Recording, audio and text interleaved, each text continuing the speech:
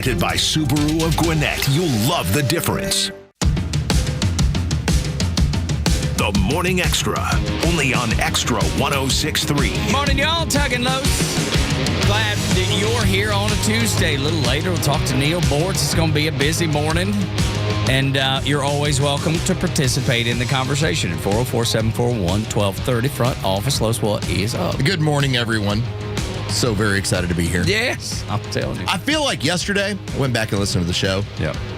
I feel like the long weekend of staying up late just finally kind of like felt a little run down yesterday morning. Woke up in the morning, I was like, man, I might just lay in this bed. Yeah, I remember you saying that. This morning I got up, I was like, let's go. Let's make this thing happen. Came up out of that thing. I was like, ha-ha! Let's go. Let us make this happen. Let us dukes up. And we're going to need that when Neil joins, of course. Yes, because there's just no telling which way he'll go. That's the thing.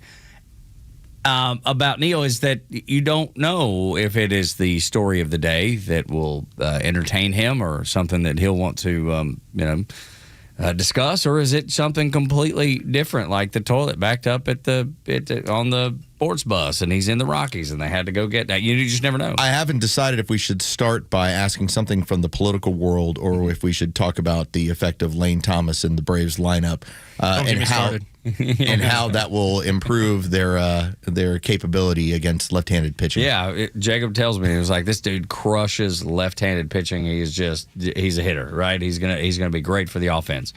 But a lot of people are not very satisfied, and it seems like Bryce may be one of those, not very satisfied with what you can say I'm not. Not maybe. I am not. Okay. Well, did I say maybe? I didn't mean to. They didn't do anything. Yeah. They didn't do anything. They didn't do enough. Yeah. In my opinion, to add a starter. Certainly a lot of Braves country feels that way, front office Los.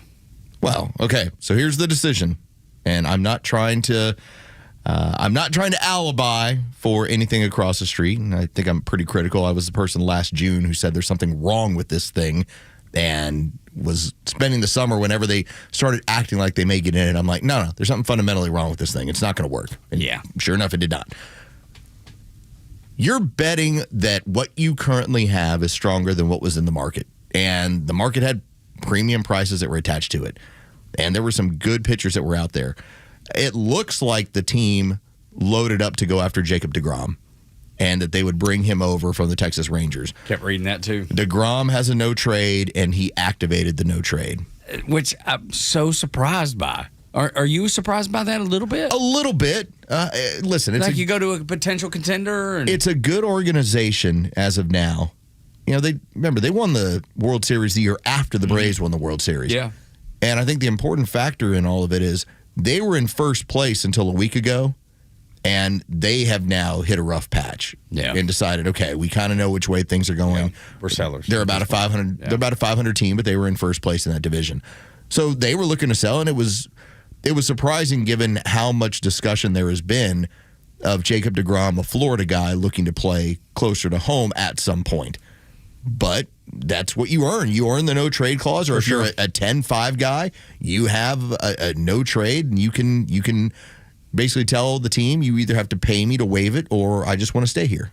You earn the right. And absolutely. Because I wonder how different it would feel if it was Jacob deGrom to go along with what they added. Dude. If you would then feel a little differently about this. There's no doubt. Oh, I mean that's a playoff caliber pitcher who's proven he's done it before. I don't care if he's old. Yeah. It's still an arm. Chris Sale's old, too. Exactly. Yeah, and he is lighting people's ass up, So, yeah, give me a gosh. But that would change the whole dynamic. And like you said, that's what they were seemingly pursuing. They looked at that as being the significant upgrade. It didn't work out. And then when you start scrambling around, I know for everyone who wanted to talk about Casey Mize in Detroit, I don't know that he's significantly better than what you currently have anyway. So you went out and you basically made sure to have enough pitching to get you through the season. You did strengthen a little bit of your bullpen. You went and got another left-handed arm, and you got some right-handed sticks for your lineup. For a team that's right now, I mean, they're 2 games behind the Dodgers for the best record. Mm-hmm. So it's not like we're talking about some bad club. It's we're looking for that little extra kick, and I don't think it was available to them after the deGrom thing fell apart. I saw Eduardo Perez on Baseball Tonight last night, and they were just talking about how he said if you're in a locker room and there's not a big move to improve as you head into the playoff run, that it's a little bit of a deflator in the clubhouse. It is. And so I wonder, they made those tiny moves. What's the temperature of that room? Yeah, because you have guys that have been together now for 4 months, playing ball every day, and are you, as a front office, doing what you can to add to keep that momentum going, to say, without saying it directly, hey, we believe in this group. Yeah. We believe this can get done. This is what we're adding to it. Easy for the cynic to go, they don't care. They're just going to, ride with what they got. We all got to get used to this. Bryce Elder, Game 2 starter. That's where we start to get into an area where you're like, oh, man. That's okay. You sound like my son now. But what version? Is it the one who has been striking out 8 when he goes out there and throws 6 innings? The goal is not you're going to go get some horse who's going to mow people down for 7 innings. That's just not the way. They're not regularly available. So now it's turned into, can you get to the 6th inning and turn it over to your bullpen and feel good about where you go from there? My next thing I'm looking over is like, where's Robert Suarez? Mm-hmm. Like, that is a serious bullpen arm that they keep saying, hey, he's going to start throwing here soon. Yeah. I keep hearing it too. I mean, they have a great bullpen, and their starting pitching has been really solid over the past several weeks coming out of the All-Star break. So I get it. A lot of what they do is based on projection, where they think somebody's going to fit in, if it will improve over what they've got. I just think that's similar to what happened in spring training. The cost versus what it was going to do, I don't think really worked out.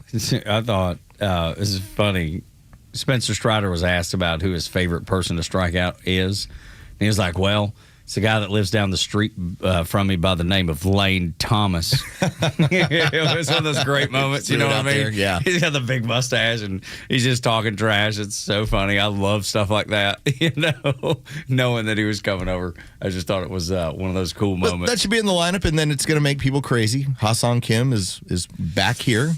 That one, yeah, I know. When they wave Mateo, and I felt like I thought he was better than Kim. Me too. Look, Jimmy Baseball is my favorite person on the team right now. My all-time favorite is Ozzie Albies. That'll never change. But Jimmy Baseball right now has got my fancy, because I just love the fact that he's not supposed to be there, and he's not supposed to be doing what he's doing, and he is. I love that. I love a good underdog story like that. But yeah, the whole Ha-Seong Kim, and I know it's tied to money, Los. You've laid that out so many times. $20 million. You're not going to not give that guy the opportunity. I get it. Don't make me like it. Well, I think the part that we might be ignoring a little bit, I think Mauricio Dubon is going to see more starts at shortstop. Which I love, too. In order to stack the outfield a little bit differently this time around. I love that kid, too. With Ronald, with Harris, and then your platoon situation with Lane Thomas in the outfield. The Eli White deal was kind of a surprise of them moving. I'm going to miss his speed. Yeah, because it gives you a little bit of that. And that's where I thought Mateo had a chance to stay on the roster based on his ability to run. But they decided they're going to go a little different direction. And also, too, it's where Sean Murphy's coming back. They moved Joey Bart because Sean Murphy's another one of those guys. If he's healthy and here's the contract, it's what you got to do. This is a team that had Jonah Heim. And I thought Jonah Heim played pretty well as a catcher early in the season. And when Murphy got back, it's like, well, we can't carry 3, and we can't send him down because they're out of options. Well, let's trade him over to Oakland. And then you spent the better part of the season, once Murphy went down again, saying, I wish I had Jonah Heim. That. Yeah, I know. It's such a crazy puzzle. You brought his name up months ago. The 40-man roster, there's a reason why you end up, when everyone talks about, the 40, 45-man and what you've got, it's so important because you're gonna use everybody over the course of the season. Yeah. It's just what it is. Lord, I just don't know about Kim, y'all.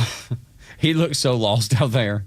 I've seen junior varsity shortstops play. I think you and I could get a hit. Now, I'm telling you, dude. It's a real struggle. He looks I know he's a great player. I know he is. I know, just like I know Austin Riley's a good ball player. I know it's in there.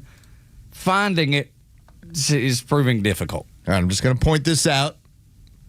The man, when he went back over on the injured list, was batting .068.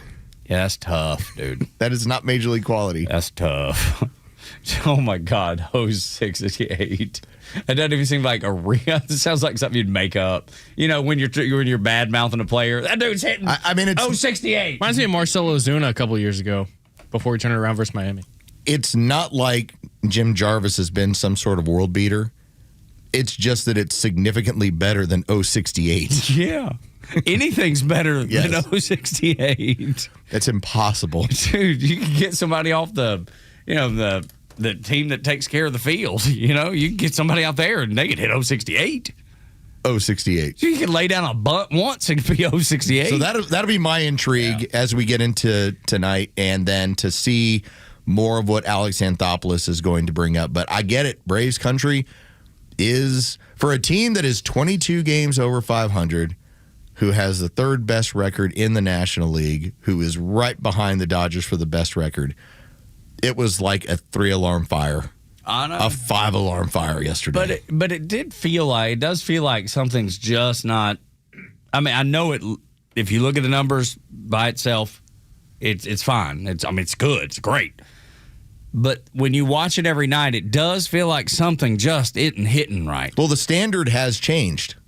We're no longer talking about winning the division. We're like, how do you compete with Milwaukee? How do you compete with the Dodgers? Yeah. That's the discussion point now. Yeah. And everyone's looking at it in terms of, okay, what are you going to do with them in a series? Remember also as well, this playoff format is so much about right place, right time, right lineup. Did somebody get hot? Because we've now seen this in recent history. Just because you get to sit out the opening round doesn't mean you're then going to pulverize who comes through the opening round to beat them. Actually, it's been the opposite, hasn't it? It has been. Yeah. The more you play, the better it tends to be. Yep. I remember this Braves team, when they won the World Series, first off, that Dodger series was epic in the way that they won it to go to the World Series.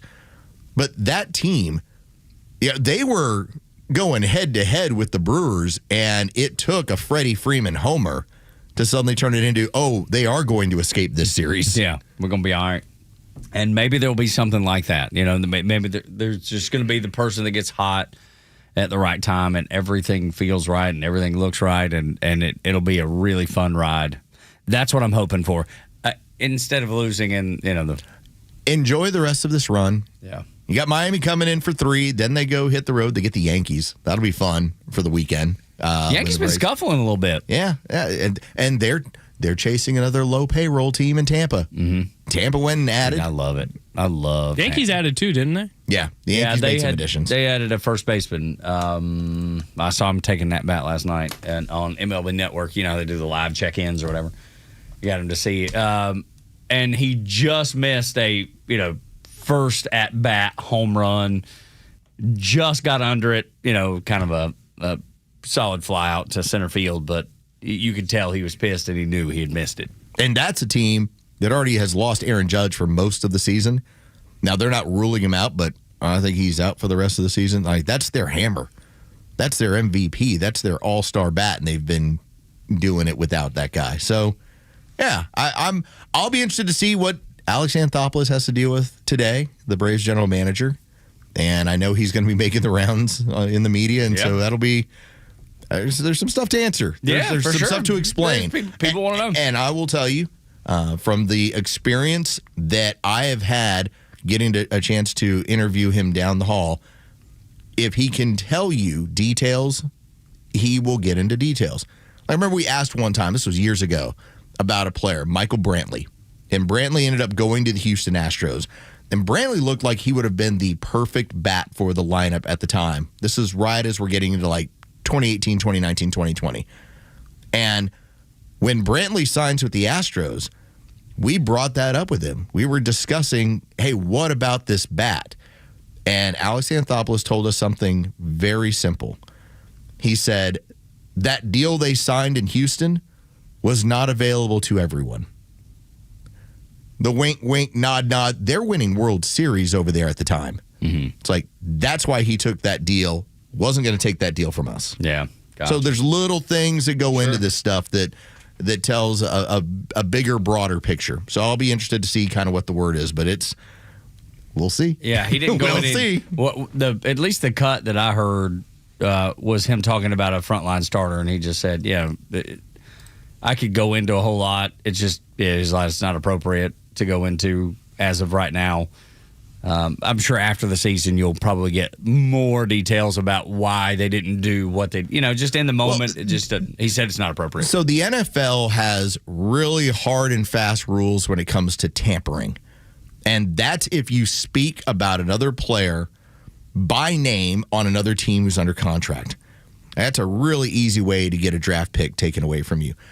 There is something similar in Major League Baseball in that you can, if somebody brings up a player, you can talk about that player.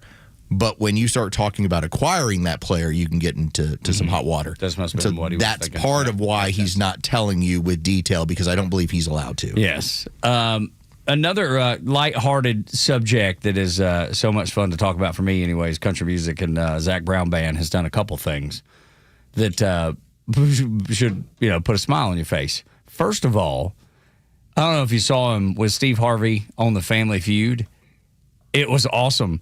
Zach Brown, so his family won. They got to do, what do they call it at the end? It's not the showcase. Fast Money. Fast Money, thank you. He did Fast Money. Zach Brown scored the highest of anybody ever in Fast Money with 195 points. I'm sure there's been a point where he's misstepped. I don't know any of them. Yeah. The guy's very likable. He is. Cares, loves America, loves our troops. He took a little heat for playing the Trump thing, the USC fight. Remember he did that? He was like, I don't care. This is not political for me. No, he's like, I'm here for the troops. I get to go do this in an audience with all U.S. military service members. Yeah. Okay, yeah. And that's what Camp Southern Ground's all about. I mean, he's got 400 acres down there dedicated to our servicemen and women and veterans and PTSD. They do unbelievable work down there. And back when we used to have massive Christmas parties, they played it. Yeah, they would. They would play one. And they were friendly. Yes, they were. They're good boys. But so the highest score ever, Steve Harvey told Zach Brown, 195 points since he's been there, highest score that I've ever seen. And then to trump that, he played Fenway Park, sells out every time they play Fenway. Boston ain't a country city. They ain't country folks up there, but they love country music for whatever reason. And they sold out Fenway and gave away cruises on the Margaritaville cruise line to every single person in the building. You and a guest get to go on a cruise. Pretty awesome. Dude, could you imagine? It's like Oprah. You get a cruise. You get a cruise. You and a guest go on a free cruise just by showing up at a concert? Dude, that doesn't get better than that. No, it doesn't. That's pretty awesome. Dude, that's like a gift with purchase. I went to the show, got a free cruise out of it. Hang on, you did what? That's what? It's the best ticket you'll ever buy in your life. Ever. I was like, where's the catch? No catch. Wait, you and a guest get to go. Is it on a ship that's going to sink? Yeah, does it have rudders? Has it got some sort of weird disease that's running through it? Like, what's the reason here? Yeah, what are we doing? In the world? Wow, thank you. Thank you. Absolutely right. So, a couple things out of an Atlanta artist and the Zach Brown Band doing good work.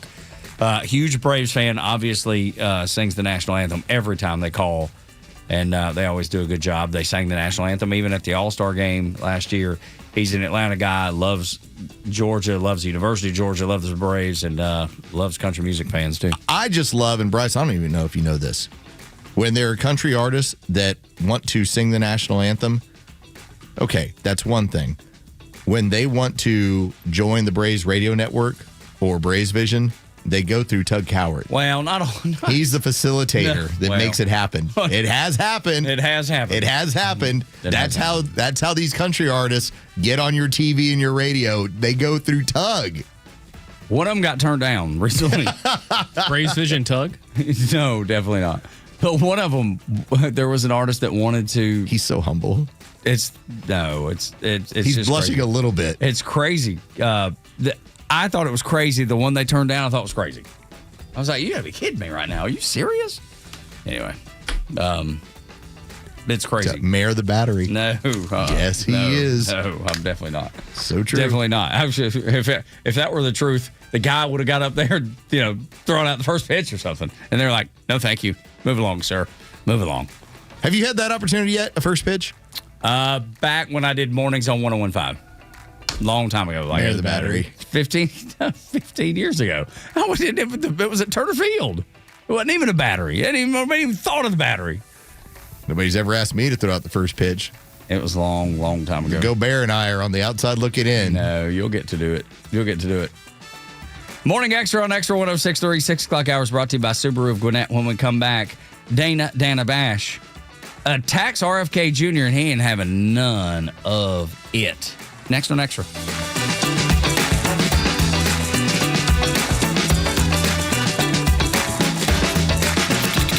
Every day, the border is a bigger story than the day before. And every day, we inch closer to opening it back up. That is, if we don't act. Extra 106.3 covers it without the spin because this isn't a debate. It's a policy with consequences. Listen live or stream us anywhere on the Extra 106.3 app. Join Daniel Madelon, CEO of A Second Chance Bail Bonds, and co-host Tug Cowart as they bring together law enforcement, justice insiders, and voices from every part of the justice system, victims, advocates, and people who've turned their lives around. It's not PR, it's not fluff. It's an honest talk about what's working, what's broken, and how to build a better path forward, one second chance at a time. Tune in Saturdays at 10 a.m. or listen to the podcast anywhere. Justice Unfiltered. Unfiltered, informed, and unbiased. So you got into an argument. Things got heated. Then a fight broke out, and it landed you in jail. Now what? You need A Second Chance Bail Bonds. They can get you or your loved one out of jail quickly, in most cases, in a few hours. So make the right call. A Second Chance Bail Bonds. It's better to know us and not need us than need us and not know us. Call 404-BAIL-OUT. That's 404-BAIL-OUT or online at atlbail.com. Hey, I'm Tom. And I'm Jerry. And we are Tom and Jerry's Roofing. Yes, that's our real names. And together, we have 70 years in the roofing industry. But taking care of you and your home is our priority and our passion. But our other passion is taking care of veterans, and that's why every roof we do gives back to the vets. That's right, Tom. First, we take care of your roof, and then we take care of the brave men and women who protect us. So if you have roofing issues, from repairs to replacement, call Tom and Jerry's Roofing and help us give back to America's heroes. Find us at tomandjerrysroofing.com. That's tomandjerrysroofing.com. Hair volume from New Nordic will make your hair look thick and healthy. New Nordic is available online at Amazon and newnordicusa.com or in the hair care aisle at your local CVS. The stories that matter to you. These are your Georgia headlines. It's Tuesday, it's Tuesday, August 4th, and here are your headlines. A veteran investigator looking into the disappearance of Nancy Guthrie says the release of 2 ransom notes echoes the investigative strategy that helped identify the Unabomber. The investigators say that the note may contain unique phrases that could identify the senders. The case reaches the 6-month mark with more than $1.2 million in reward money still unclaimed. The Decatur Fire Department is launching a firefighter apprenticeship program with Decatur High School. Students will be able to earn their firefighter certification while still in school, helping address a firefighter shortage and allowing graduates to begin work sooner. And finally, with students back in the class, the Forsyth County Sheriff's Office is reminding drivers to obey Georgia's school bus laws. Drivers must stop for buses on 2-lane roads and roads with center turn lanes, with violation carrying fines up to $1,000, points on a license, as well as possible jail time. Expect some rain in the afternoon today with a high of 84 and a low of 71. The Extra 106.3 headlines. I'm Bryce Gobert. Tug and Los until 10 on Extra 106.3. I was just looking up at the monitor, fancy word for TV in the studio. It's on MS Now. We watch that crap so you don't have to. And it was showing Al Saeed, the guy that's running for Senate in Michigan. And I turned to Los as Bryce is doing the headlines, and I was like, dude, I don't trust a dude that's got that many bracelets on. And he did. He had like 4 bracelets on his left arm. It's a strange tactic of yours, but okay. Well, it just stands out to me. I looked at your arms. I don't see any bracelets. No bracelets. Bryce, hold up your hands. Oof. Or maybe No. Hold on. Let fly in me the ointment here. Okay, so one of them, the black one on my left, Yep. it rubbed off, but it was from a NASCAR race. The yellow one, the text also rubbed off. Glows in the dark, fun fact. Okay. Was from a comedian who is promoting mental health. Okay, yeah. And then these say, the one on the right says, God is first, and then it says, I am second. Okay, I like that. I like the messaging there. So maybe something in my calculus is off, though. What color's your watch? I don't have a watch.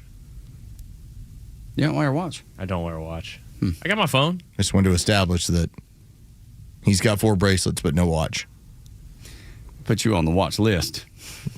Pay attention. I don't know about that, Gobert. I used to wear an Apple Watch, but then it got old and the battery would die in like 2 hours, and it was not worth it. There you go. I don't know about all that, Gobert. Yeah. Rawr. That's so good. Anyway, so maybe I'm wrong. Maybe that calculus is maybe slightly off. But I did tell Los, I was like, unless it's like 1, maybe 2, that has a message like yours did, like a faith message, I can go, maybe. But I'll say, I don't know. It didn't look good. Too many bracelets on one arm. I don't know. You know, there's some men, could be wrong about this, depending on them, if they have a beard that makes them more trustworthy, then there's some that are not. Oh, I know. That's a big deal. That is a big deal, dude. 100%. And bracelets and beards. Yeah, I'm telling you, exciting. I feel like I need to fine tune my bracelets angle though, because it was just my first instinct, and then Gobert shows up with 4 of them on. I'm like, oh man, and I trust Gobert. And just maybe it's my instinct is wrong either on the bracelets or on Gobert. Well, that's why I wear 2 and 2. I don't wear them all on one. Yeah, yeah. But you don't wear a watch, dude. There's something. I don't know, man.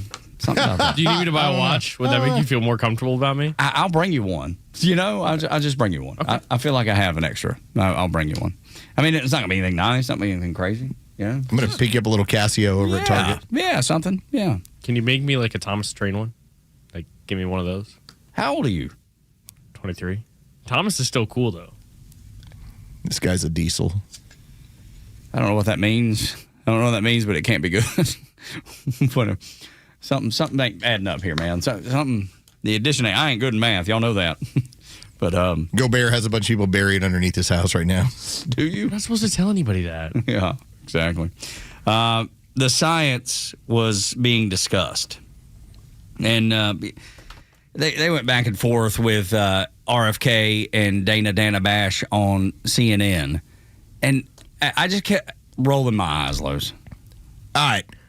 I'm not getting into the COVID discussion. What I am getting into is that when RFK Jr. went on that program, to me, that was the epitome of leftist activists versus someone in the administration. As a journalist, presented as a journalist. Presented as a journalist. That was not news. That was not a news discussion. That was an ideology argument. That's what that was. And to think that Dana Bash, if we go back just to something as simple as when CNN had their debate between Trump and Biden, how she was pointing at Joe on who to look at. Like, that got caught by the TV monitors, by the cameras. She was directing Joe which way to look because he was lost. I mean, think about that. Ponder that one. I mean, it was an observational point. She was there going, oh, my God, this guy is falling apart. How do I help him? It was about ideology. Right. She agreed with his ideology. So let's go to the tape. This first one is going to be, this is RFK Jr., and at this point he's on CNN, and he starts talking about, now, again, this will center on COVID, but really this is an argument about media coverage, about how the media pretends to be an informational portion of this society, and they're not. They are a propaganda wing of the Democrat Party. But yeah, you were saying you were yes, you I were do. part of the problem. No, I wasn't part of the problem. There was absolute press malpractice. You weren't allowing your Mr. job, Secretary, your job is a fierce skepticism toward authority. And yes, you weren't doing that. You were beating up My job people is also who were dissenting. No. Okay, you want to sit here and attack me, or do you want to have conversations about public health? I'm not attacking you. I'm asking questions about how to prevent the next pandemic. Question, and I'll tell you. That's what I'm trying to do. But I also don't want to use this interview to allow you to say things that aren't entirely true. We've seen. Really? Yeah, we've seen. You mean you're going to use your entire network to do that, but he can't have his. The point is that RFK Jr. has a difference of opinion. And yet she points it out as, well, that's not true. Well, that is your version of what you think is true.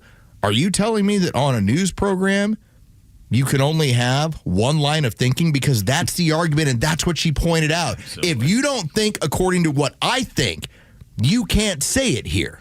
Yeah. That's the point. I love the fact that he said you're part of the problem. Yeah. I love the fact that he pointed it out and made her defend herself.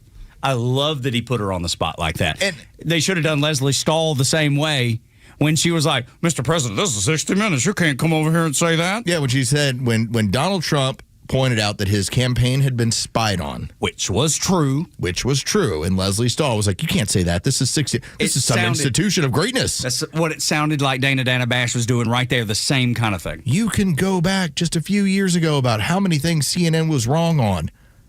I can go back into my X feed and point out, here are all the things that I was saying that have turned out to be 100% correct.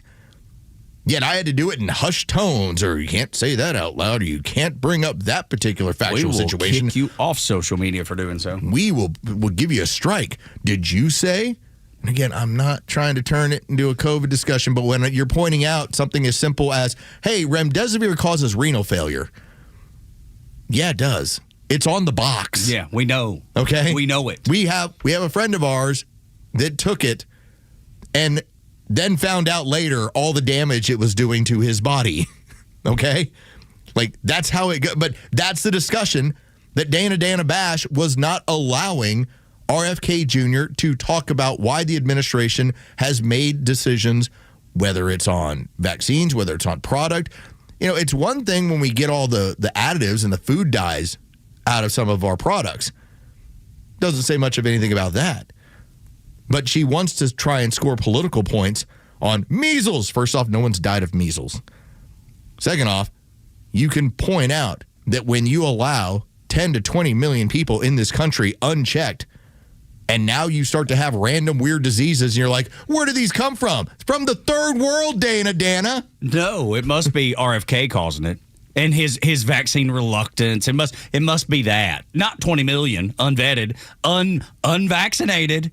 You know, those people aren't vaccinated. So let's go to the next piece of audio, because I have pointed out the reason why we didn't have an issue, and this was early on. I remember being in these offices at work and having other dads around us talking about, you know, our kids being out of school or if they're going back to school, and talking about how the good thing is that all the information, all the statistics is showing that COVID is not a concern for young people, especially elementary, middle school, high school age people. It was just not an issue. In part, factually, they don't have as many ACE2 receptors. They can't, that's the binding agent by which you get sick. They don't have as many as adults do. That's why they didn't get the same viral load if they got it. So that's the simple end of this. All right, that's the science. Mm-hmm. Science.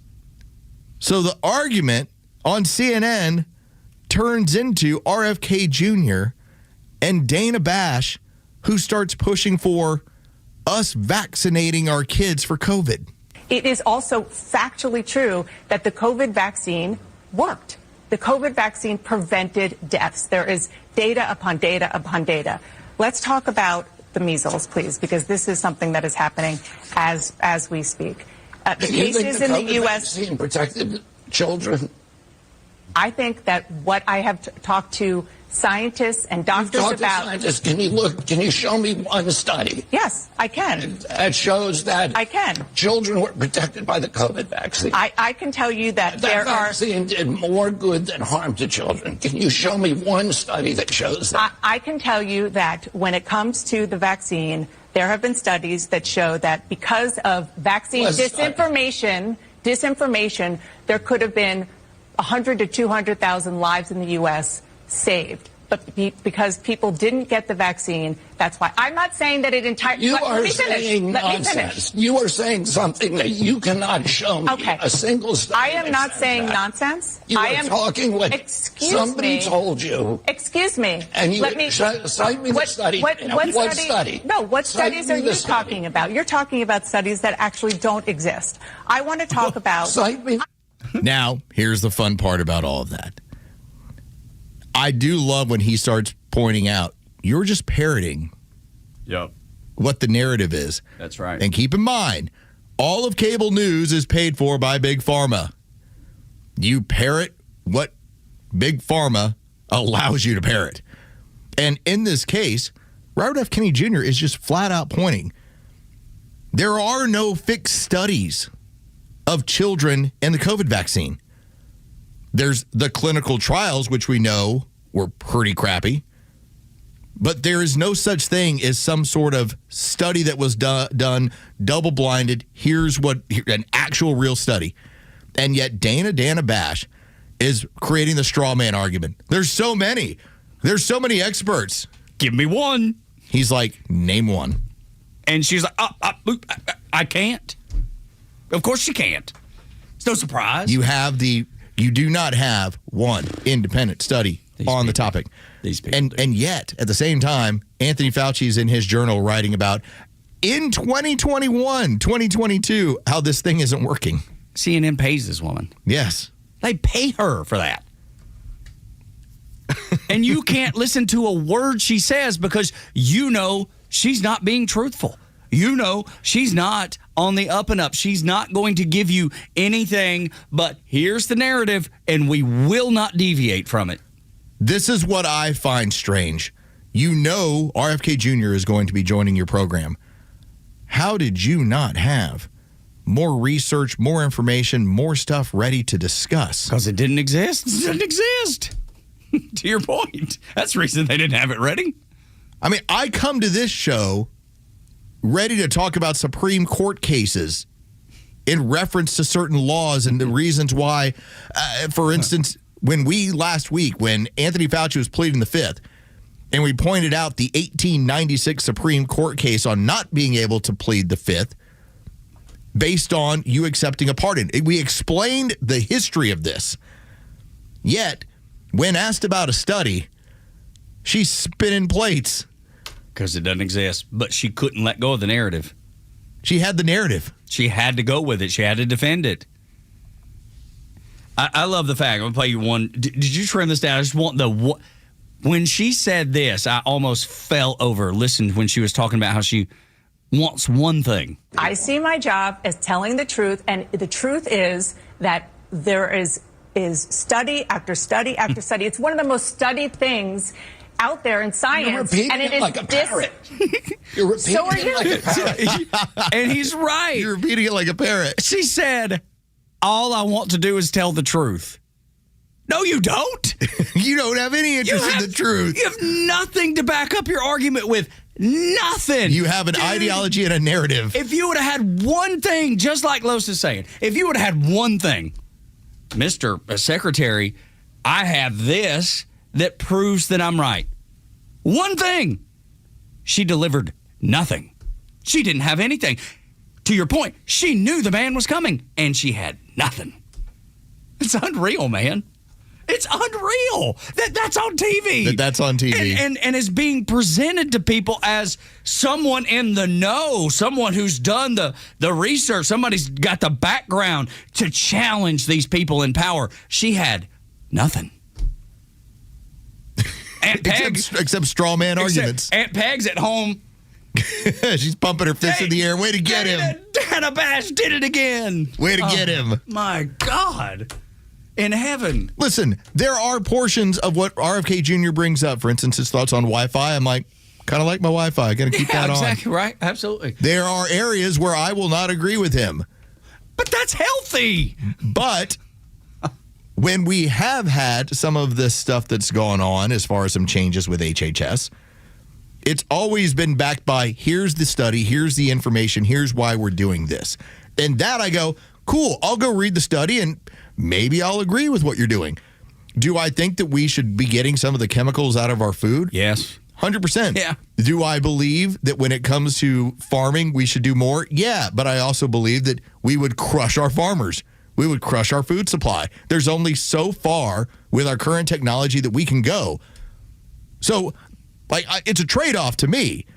But Dana Bash is arguing, and remember, she's not interviewing, she's arguing. That's right. Without anything on her side in terms of actual information. And the weird part is she's continuing to advocate for a COVID vaccine that Anthony Fauci was talking about not working. In his own diaries. In his own diaries from just last week. In his own words. It's almost like Dana Bash didn't even realize that hearing happened. She's on vacation somewhere. Or just turned off the news, turned off the TV. You don't need to pay attention to that. Anthony Fauci, in his own words from August 13th of 2022. In addition, this is talking about how there's a conflict with the statement in the effort of recommending that people get the updated BA.5 vaccine in September. In addition, it would undermine the DOJ's effort at mandates for vaccines under certain circumstances. What he's pointing out, he even says it himself, they've pulled back from making the statement that the vaccines were not effective at all in preventing infection and transmission. They were worried about, can we still sell it? And if I'm not mistaken, in that same, they were going after Rochelle. Walensky. Yes, yeah, Rochelle Walensky. Because she was like, I don't feel comfortable saying this. And was going to go to the air on a show and say it wasn't effective. And they wanted her fired for that. And she did not take it to the TV, but they did put it on the CDC website, everything that she wanted to say, and they wanted her fired for it. One of these days, we're going to have a very serious discussion about level 3 and level 4 labs and what they're creating around this world. You know why it didn't work? Because it was designed not to work against this stuff. Ugh. The Islamist creep. The play-by-play next on Extra 106.3, 6 o'clock hour is brought to you by Subaru of Gwinnett.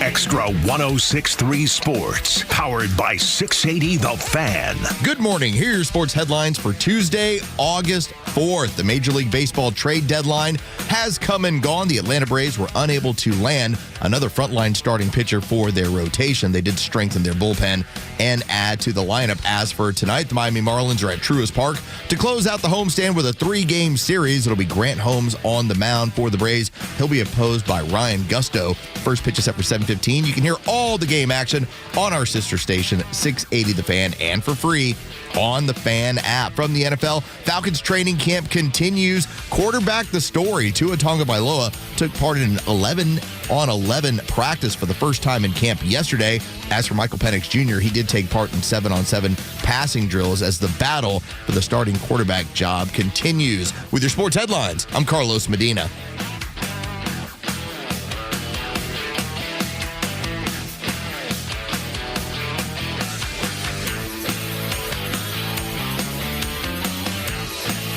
This is Tom, the honest car guy, and we got a surprise call in from a customer of ours, Travis, out in Jefferson, Georgia. Travis, good to hear from you, buddy. You want to tell a little bit about the experience you had with me at the Honest Car Guy? The whole experience, honestly, was one of the smoothest car experiences that we've ever gone through, meaning that there's no pressure. There's no runaround. It's just straight up honest service. The price that you guys present or find for you, that's what you are going to pay. And you just get a great deal. I've been educated to a newer process of the car dealership game. You guys have not come in and you're setting the benchmark for how car dealing and car buying and car selling really should be. Friends, if you're in the market for a pre-owned car, truck, or SUV, get an honest car buy from the Honest Car Guy. You pay what we pay, plus an honest fee, and we back that up by giving you the bill of sale. That's our transparency guarantee. Call 844-SHOW-ME-1. That's 844-SHOW-ME, the number 1, or visit honestcarguy.com. Larry Elder here. When it comes to supplements, 2 things matter most: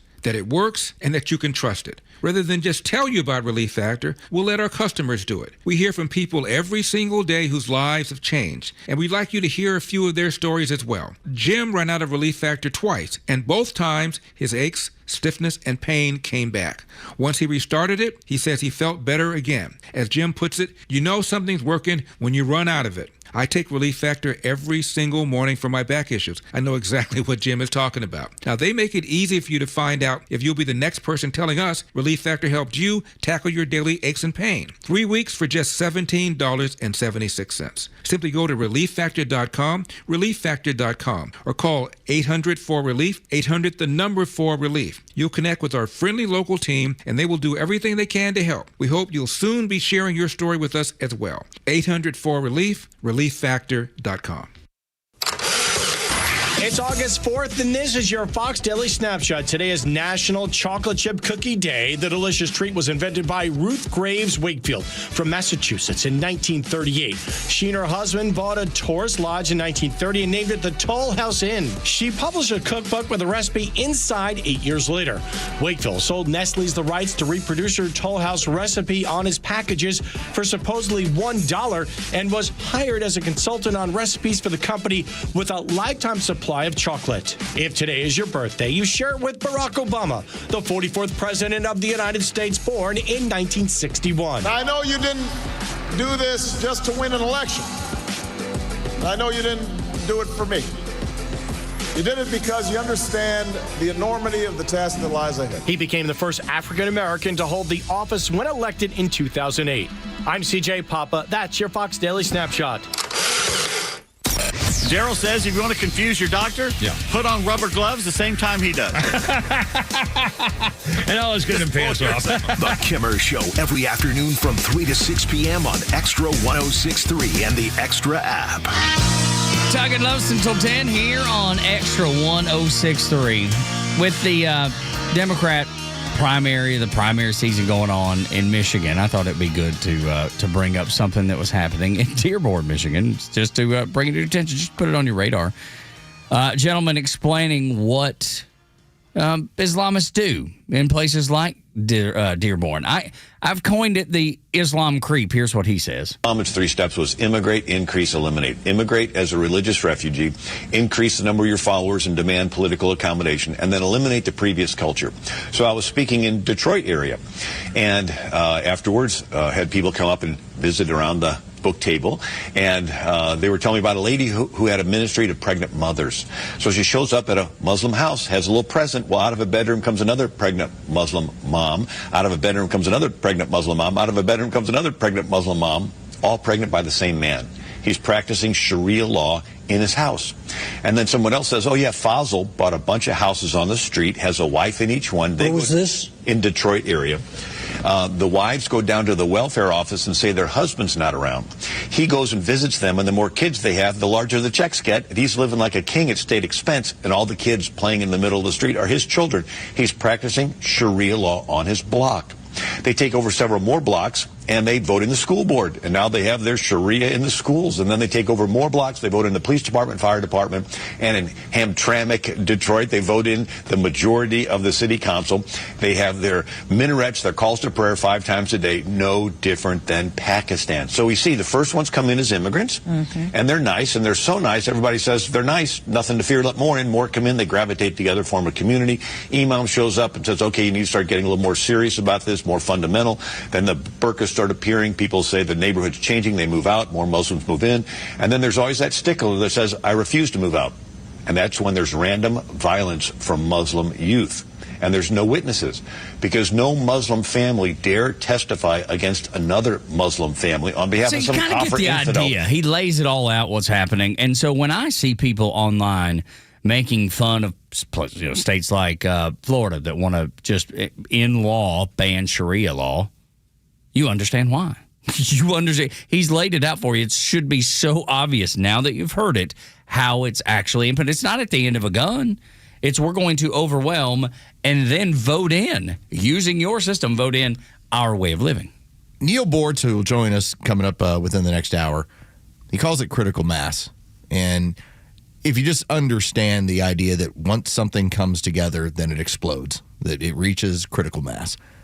And what they're describing in Dearborn, that's exactly the concept. It is one thing if there is a Cowart living on the street or a Medina living on the street. Well, what happens when there are 10 Cowart families? Well, it's interesting how they start to clan together. Now, Tug and his morals and what he believes in and his religion, well, it seems to fit with the Judeo-Christian ethics of the society. When you start to clan together as a Muslim community, suddenly things start looking significantly different than what you're used to in America. Yeah, absolutely. And they have no desire to assimilate. That's a nasty, nasty word. And so when you invite the third world, you ultimately, I know it sounds cliche, but you ultimately become the third world. And I don't want to do that, man. I'm 100% against it. I mean, there are things in this world that I think are bad.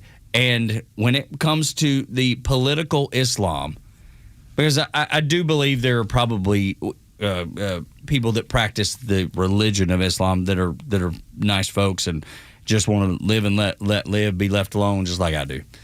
But I know the political branch of Islam that is often disguised as the religious branch of Islam.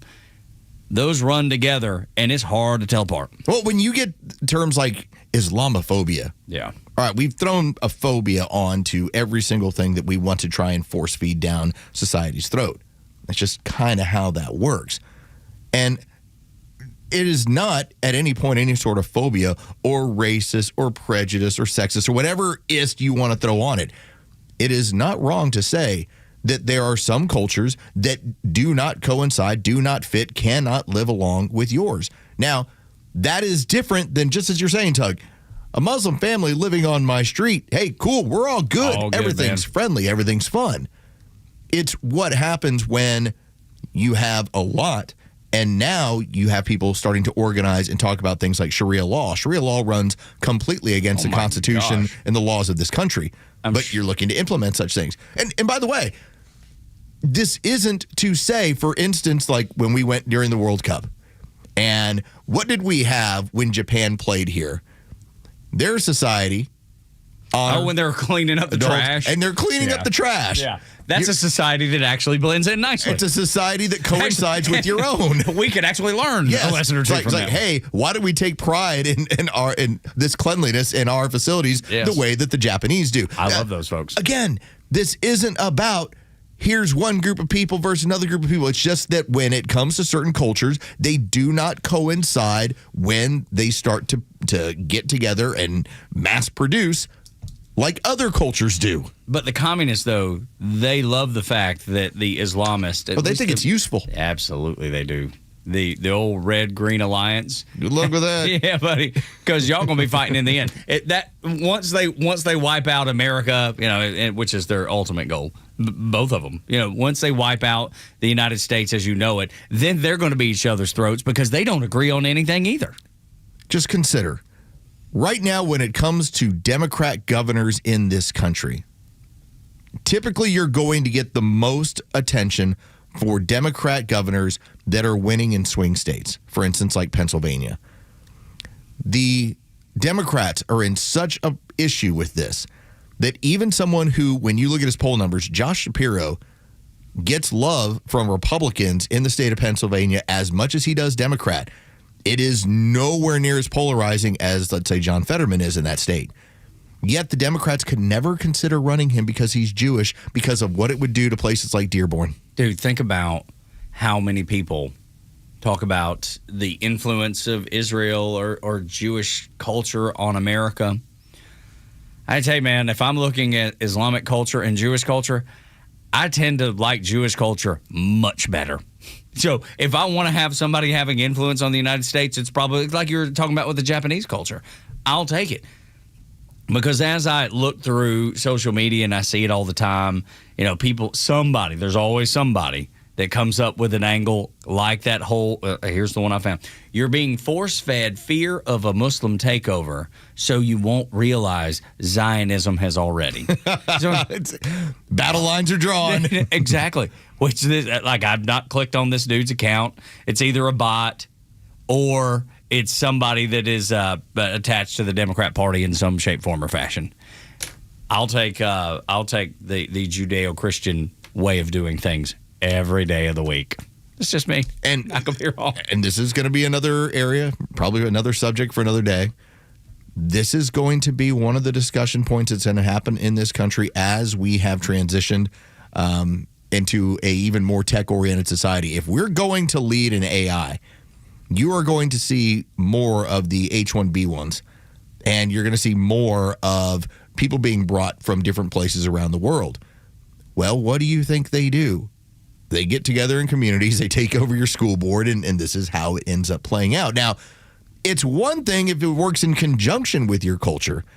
It's different if it has zero interest in being part of your culture. Right. And then, because we brushed across it yesterday, just how some of those visa programs are being very taken advantage of at the detriment of American kids graduating college and looking for the job market, looking in the job market, especially in the tech industry. Oh, you get some people talking about what's going on in different neighborhoods around the country. I know Texas gets a lot of it because of how much that, like, let's say Frisco, Texas has changed. Mm-hmm. That's an area you'll get stuff around here where people will be like, well, what's going on with this population? Well, this is part of this transition that's happening. And you either start to get to the point where you say, okay, we're not going to do it anymore, or you start demanding a different level of assimilation, which that starts to get very complicated as well. When we continue on Xtra 106.3, the reason CNN won't discuss its obvious ties to Dr. Fauci. Next on Xtra.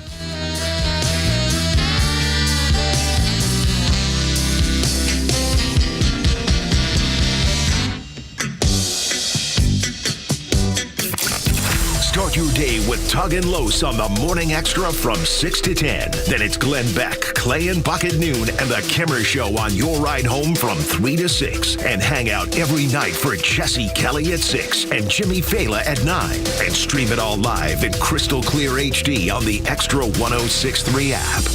Alumni Weekend is back August 14th and 15th, presented by your local Ford dealer. Come celebrate Braves legends on Friday with alumni autograph sessions. Snag the Big Cat Andres Galarraga bobblehead presented by Northside Hospital and enjoy the on-field presentation of all our legends. Then line the streets of Battery Avenue on Saturday for the Legends Parade, followed by MLBX, a new twist on the Home Run Derby. Visit Braves.com/alumni weekend to see all of the details. Atlanta Braves Baseball. We are Braves country. And now, Deep Thoughts with Neil Bortz. Is a turtle without his shell naked or homeless? An Extra 106.3 AI exclusive.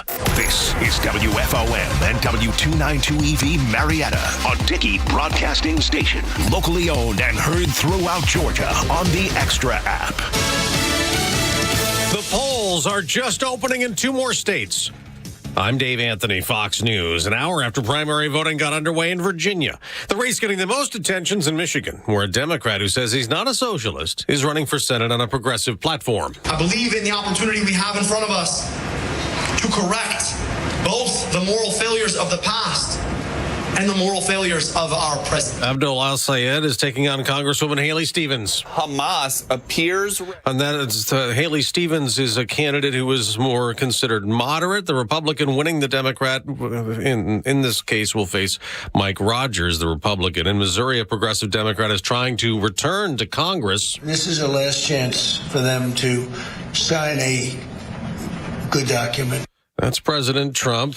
He says that they're working on a deal with Iran. He called off a big attack over the weekend, pushing for a deal to denuclearize Iran and fully open the Strait of Hormuz, where another ship did get attacked. The cargo ship reported being hit by an unknown projectile at 2 a.m. local time, while about 23 miles northeast of the Omani coast. Iran says no negotiations with the United States are scheduled. Tehran, however, claims it is talking to Oman about reopening the Strait of Hormuz. That's Fox's Jonathan Savage. The first 2 deaths are reported in Michigan in the nasty outbreak of diarrhea-inducing cyclosporiasis. Officials say both people had underlying health conditions that may have been impacted by the parasite. The deaths come as the state's total cases top over 11,000 and nearly 200 people in the hospital. Federal officials are still investigating the source of what they say are multiple separate outbreaks. That's Fox's Ashley Strohmeyer. And back to the contest today. There are also primaries in addition to Michigan, Missouri, and Virginia. Contests in Kansas and Washington State. America's listening to Fox News. Sleep and relaxation just got smarter. The Z-Cliner by Flex Steel combines comfort with durable design, featuring custom adjustments like headrest, lumbar, heat, and massage, helping you unwind the right way. Whether you're watching TV or taking a well-earned break, Zecliner is built for you. Comfort, customization, and FlexSteel quality all in one chair. Visit Zecliner.com to find a retailer near you. If you haven't switched to Pure Talk because you're not sure their coverage is every bit as reliable as Big Wireless, why not take them for a test drive? For a limited time, Pure Talk is offering any of their plans for just $15 a month for the first 3 months, including their top-tier unlimited data plan. No contracts, no commitments. Just a great deal on a high-speed network with unlimited data from an American wireless company. Dial pound 250, say Mike Rowe, and let the savings begin. Does your friend listen to an old station whose news gives them the blues? Set your friend right. Tell him to download the Xtra 106.3 app. Oh, there we go. Let's go, buddy. Have you been on some sort of classic country kick? Nah, dude, I've just been looking, just playing random songs on Spotify and just kind of letting it take me wherever it takes me. And it takes you to Eddie Rabbit. Takes me to Eddie Rabbit. Gotta keep rolling. Oh, I got some good ones for you. Come on. It's been a long time since I've heard this song. Dude, it's so good. So we're having some work done on our house. It told you about the leak. If you've not been here, we had a leak, and it was in the the bathroom that we just gotten remodeled. By the way, that's the El Commodore. Yes. And I'm Bronco. Yes, Bronco. And there's the Go Bear, and we're the Morning Extra, and we'll be taking you till 10. And Tug's been dealing with a leak. Yeah, it's been terrible, and it's not me taking a leak, which is not bad. Which that's typically happens in the restroom. This is the worst kind of leak. Yeah, this is one behind the newly remodeled bathroom. And so my wife near tears as the gentleman comes in and just knocks it all down, And but yesterday, so he was back yesterday. Now they figured out that it was an AC thing above the bathroom, linking behind, going all the way down into the foyer as you come in the front door. And he was as he was laying cutting the tile and getting it put up. I can't help but notice that this man is listening to Bobby Sue by the Oak Ridge Boys. Wow. And dude. Going back. Yeah. And, Hello Darling by Conway Twitty. He's listening to he don't speak a word of English. But classic country is what's... I heard Sylvia, You're Nobody Called Today. I mean, I was like, good Lord. Doug was hanging out with him in the bathroom, actually. Seriously. He was like, dude, he gets out his Google Translate and he's like, dude, why are you sitting in here? And I was like, and I had to tell him, it's because the music's real good. Dude, if we were able to play You're Nobody Called Today. So good. Man. You're nobody called today. So she good. hung up when I asked her name. So good. Man, that is an old country song. And he's the nicest dude in the world. Just a guy that actually our friend Victor Armendariz had recommended, and they've been friends for years, and he just brings light to any room that he walks into. Infectious smiles, super enthusiastic, just a sweet human being. And I was blown away by his musical selections. I was blown away. So when you play that this morning, kind of remind me of our friend, my new friend, Rudy, who listens to that as he does tile work. My new friend, Rudy. Dude, he's great. I love it. We have a language barrier, but we are fast friends. That's right, dude. We have a lot in common, for sure. So anyway, when you play good stuff like that, it puts a smile on my face every time. And I guarantee you, Neil Bort's the talk master. He is going to be a guy that'll have a conversation and have some input about Eddie Rabbit and some classic country. Randy Neal. When he was doing country radio back in the day. Randy Neal. Dude, no better than that right there. I don't believe. Oh, the man's a Texan. Yes, sir. Through and through. Hand salute. There we go. Morning Extra and Extra 106.3. Let's get to the first thing to know this morning. Way out west, there's a show, the Morning Extra, Tug so bold, deep in the story, breaking news that's bold.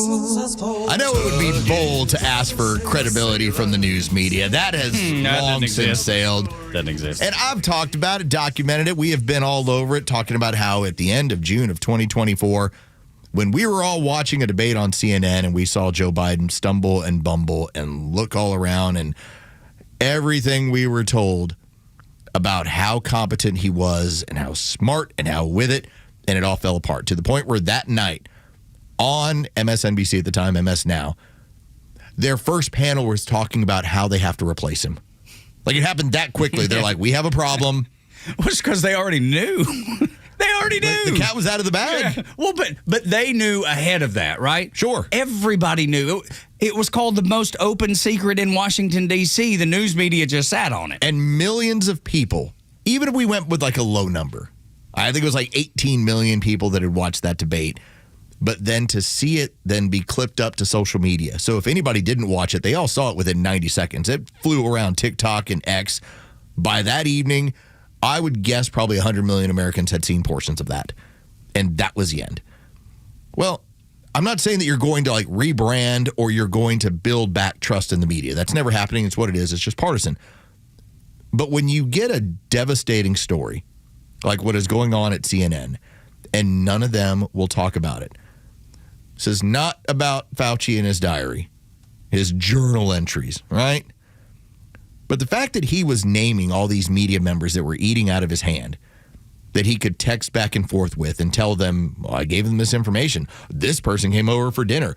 He's feeding people the narrative, which I believe firmly was that, hey, I don't have anything to do with this lab leak over here. It came from a pangolin.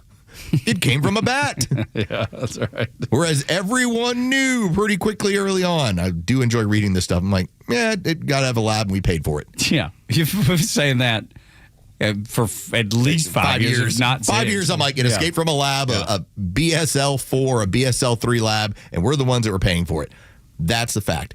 But to know that CNN and their journalists, Dana Bash, Jake Tapper, their fingerprints are all over this, and yet they have yet to say one thing about it. Their strategy, in the hopes of brand building back, is don't say anything. Say not a word. They won't. They're not going to. They're not going to show you that there is a conflict of interest. They're not. They're never going to say that. They've already taken it on the chin so much. I mean, they've just been beat to a pulp because nobody watches. And why would you, with that kind of conflict of interest? Then at some point, what are you going to bet that Dana Bash has a book that comes out and talks about how, well, you know, there was no way for me to know. This is just what the administration and Fauci and all these people were telling me. But I had a feeling. My gut told me. You know, just some sort of insider book, just the way Jake Tapper did with the Biden situation. I'll get to one thing. Anyone who's good at, whether you want to consider being a journalist, a show host, a commentator, you will take information from sources.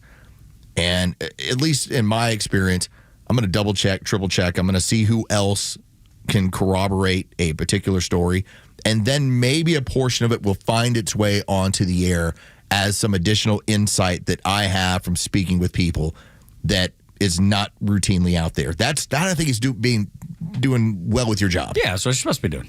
Okay, what happens when that source who's been feeding you turns out was lying the whole time? Because that's the story. Yeah. It doesn't matter that it's Fauci. It doesn't matter that it's COVID. But the source by which you were telling the rest of the American public which foot to jump to and when to do it and how to do it, and if you don't, you're a bastard, it's all coming from information from somebody who was lying to you. It's the same thing as the Joe Biden that you started with. It's the exact same playbook. It's no different. They knew Fauci was feeding them a line. They probably even knew the truth and wouldn't dare say it, just like Fauci wouldn't say it. Well, to look at us playing the audio from yesterday, I just don't understand why. I still, to this moment, don't understand why Fauci did it or CNN did it. Well, I think CNN bought into the celebrity and the access. They thought, here's this cult rock star. Look at this person, and he's reaching out to us. And he's telling us the inside information. We have more than anybody else does. Look, we're friends with this guy. Jake just had dinner at his house. He texts Dana Bash on her. There's You're not supposed to be having dinner together. There is a self-service end of this thing. You told everybody else not to have dinner together. This is a self-service deal. Yeah. Where it's building up, in his case, it's building up his celebrity, but you're getting the information from the celebrity that you helped build. It's like what I've said about Donald Trump for years and years. If they didn't make you, they can't break you.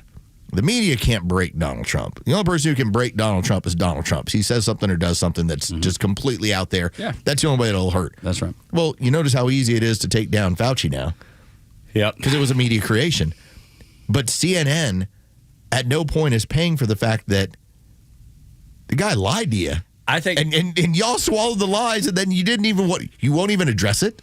Maybe Dana and Jake Tapper aren't paying for it directly by losing their jobs or whatever, but CNN, they're definitely paying for it. CNN was once a highly respected brand, and they've done this so many times that their reputation is. I mean, for years it's been called the Communist News Network or the Clinton News Network. So for years, people have thrown eggs at the brand, and rightfully so. This is just the next example of why people have done that over the years. I even think back to 2020 when we had the riots that were going on, especially in Minneapolis, and how CNN was one of the first to talk about the mostly peaceful protests. I'm like, the building's on fire? Behind you. Behind you, the building's on fire. I can see it. Mostly peaceful barbecue? Like, what? Why is the building on fire? You don't cook hamburgers on top of a burning building, do you? Mostly peaceful protest, but this one's on fire back here. There's a certain point where you're deceiving me so hard. And again, I think a lot of this comes back to June of 2024 with Joe Biden, where that was the day the media died. And now it's not even limping along. It just is a comical end of, if you're going to CNN, you know you're going for a comical version of the news based on far left politics. And if you agree with it, then you'll love it. It's going to be like a warm blanket. Oh, this is so nice. I'm so glad. Then I'm being told what I already believe. I'm being reinforced. But then, like we played it last hour where Dana Bash was going at RFK. She never went at Fauci. There was never a time where she even questioned Fauci, and she went at RFK she was like, "You just come here to attack me." You know what I mean? Well, the fun part about that, listening back on it, was we called it the straw man argument, but how often she turned into, well, I mean, there's so many experts. So many. Name one. Just one. There's so many studies. Name one. And he asked her. It's very similar, and this is what I love when this happens. And we never played it. But when we had the town hall, and we had the leftists who got up in the crowd and started talking about the amount of unconstitutional moves that this administration was doing. And when I said, sir, do you have a question for the congressman? And he started to name, well, there's so many. And Tug Coward out of nowhere just goes, name one. Just give me one. Just give me one. Out of nowhere, Tug is now the heavy. And now this guy is in this really tough predicament of, you've said so many. You've created the straw men. There's straw men all over the place. There's so many experts. There's so many situations. Okay, name one. And the one he did was not unconstitutional. Yeah. In fact, there's laws on the books since 1973 under the War Powers Act of how you have to conduct military operations by informing Congress. And that has all been complied with by this administration. So he was busy over in his Reddit feelings. He was busy and all up in his feels. Another place that will tell you exactly what you want to hear. And that's what happened with Dana Bash. She could only go back to experts, studies. That's okay, what they say. Name one. They say. Hit them with a they say. They say. Who is they? Oh, okay. Tell me who they is. What about what you say? Yeah. What do you think, Dana? You'll never know that answer because she's never going to tell you the truth. She's going to tell you the narrative and stick with the narrative no matter what. Jim Jordan kind of lays it out. This is why Aunt Peg, my sweet Aunt Peg, falls for this stuff daily. They do this. I'll just say this. There's a template. The left will tell a lie. Big media will report the lie. Big tech amplifies the lie. And when you tell the truth, they call you names. We saw it for each of those. For each of those things you went through where the government was weaponized, where they were lying to the American people. So, and with Fauci, of course, it was the most egregious because he put himself out there as science, as the smartest man in the universe, and yet the things he was telling us were all false. And frankly, now that we have his diary, we know they were false. But they took it a step further. They censored you if you spoke out against what he knew was false when he was saying it, for goodness sake. So that's how, think about this, Brian. Everything he told us was false. He said it wasn't our tax money used at the lab in China. Yes, it was. He said it wasn't gain-of-function research done at the lab in China. Yes, it was. He said it didn't come from the lab. Yes, it did. He said the vaccinated can't get it. Yes, they could. He said the vaccinated couldn't transmit it. Yes, they could. He said masks work. No, they don't. He said 6 feet social distancing was based on science. No, it wasn't. And he told us first virus where there's no natural immunity. He was 0 for 8, and he knew about it, still let the government censor us when we can drop it there, but because he just goes on to explain what we know happened is that big tech angle, which prior to the last 20 years, we didn't really even have that. Now big tech has that role of saying, no, you can't say that. We're going to shut you down everywhere but on X, formerly known as Twitter, everywhere they shut you down with the exception of there. Give you an example. What is the quickest way to get run off of Blue Sky? Tell the truth. Such as? Oh, just say that Fauci's not the saint. Let's go even more simplistic. Okay. The fastest way to get run off of Blue Sky is say that there's 2 sexes. Oh, yeah, well. Yeah, and that'd be crazy. Okay, so Clay and Buck were really heavy into this yesterday, and they were talking about Sophie Cunningham and everything going on with the WNBA, and so you can always check out their show noon to 3. The reason why that is so fundamental and so baseline and so simple, this isn't like arguing over natural immunity or a vaccine or death rates or infection rates. This is the most fundamental of discussions of human life. The most simplistic. Yeah. Okay? And when they are unable to say the most simplistic thing, then they all have the ability to be fed all sorts of things that seem more complicated. If you can shut down the fundamental conversation. Basic situation of how many sexes are there. Yeah. If you can create a mind that is convoluted, that does not understand, that cannot say it or feels compelled to never say that, well, then you can pretty much feed them any other information. They're primed. The pump is primed at that point. Can you imagine being to that point where you're such a mental midget, I guess is the best way to put it, is that somebody could tell you that there's more than 2 sexes. There's not. And you felt, because you used the word compelled, and that's exactly the right word to use. They will fight you over it. Because they're compelled to fight you over it. They have to fight you over it because everything else they believe about the world falls apart if that argument falls apart. And that was why it was so important, the way that it was structured yesterday with Clay and Buck, that if you have a debate over something as simple as how many sexes are there, if you're getting kicked off of Blue Sky for saying there's only 2 sexes, you're not arguing about the how long a virus lingers in a system or whether or not tariffs are effective. But if you can start by imprinting on somebody to the point where they can't say there's 2 sexes, you can program them for anything. You can have them say anything. That's why your Aunt Peg sits there. Why does she spend all that time with cable news? She needs it. She's not thinking for herself. The dopamine. Yes. She needs that hit. Give me that dopamine. Tell me what I need to know and tell me how to argue it, because I can't articulate it myself because it's not my own thinking. And it's not real. It's not real. That's the other part of it. Goodness. Neil Bortz will have an opinion on this, I have a feeling. And we will talk to the talk master next on Xtra 106.3. The only place to hear Neil Bortz is right here.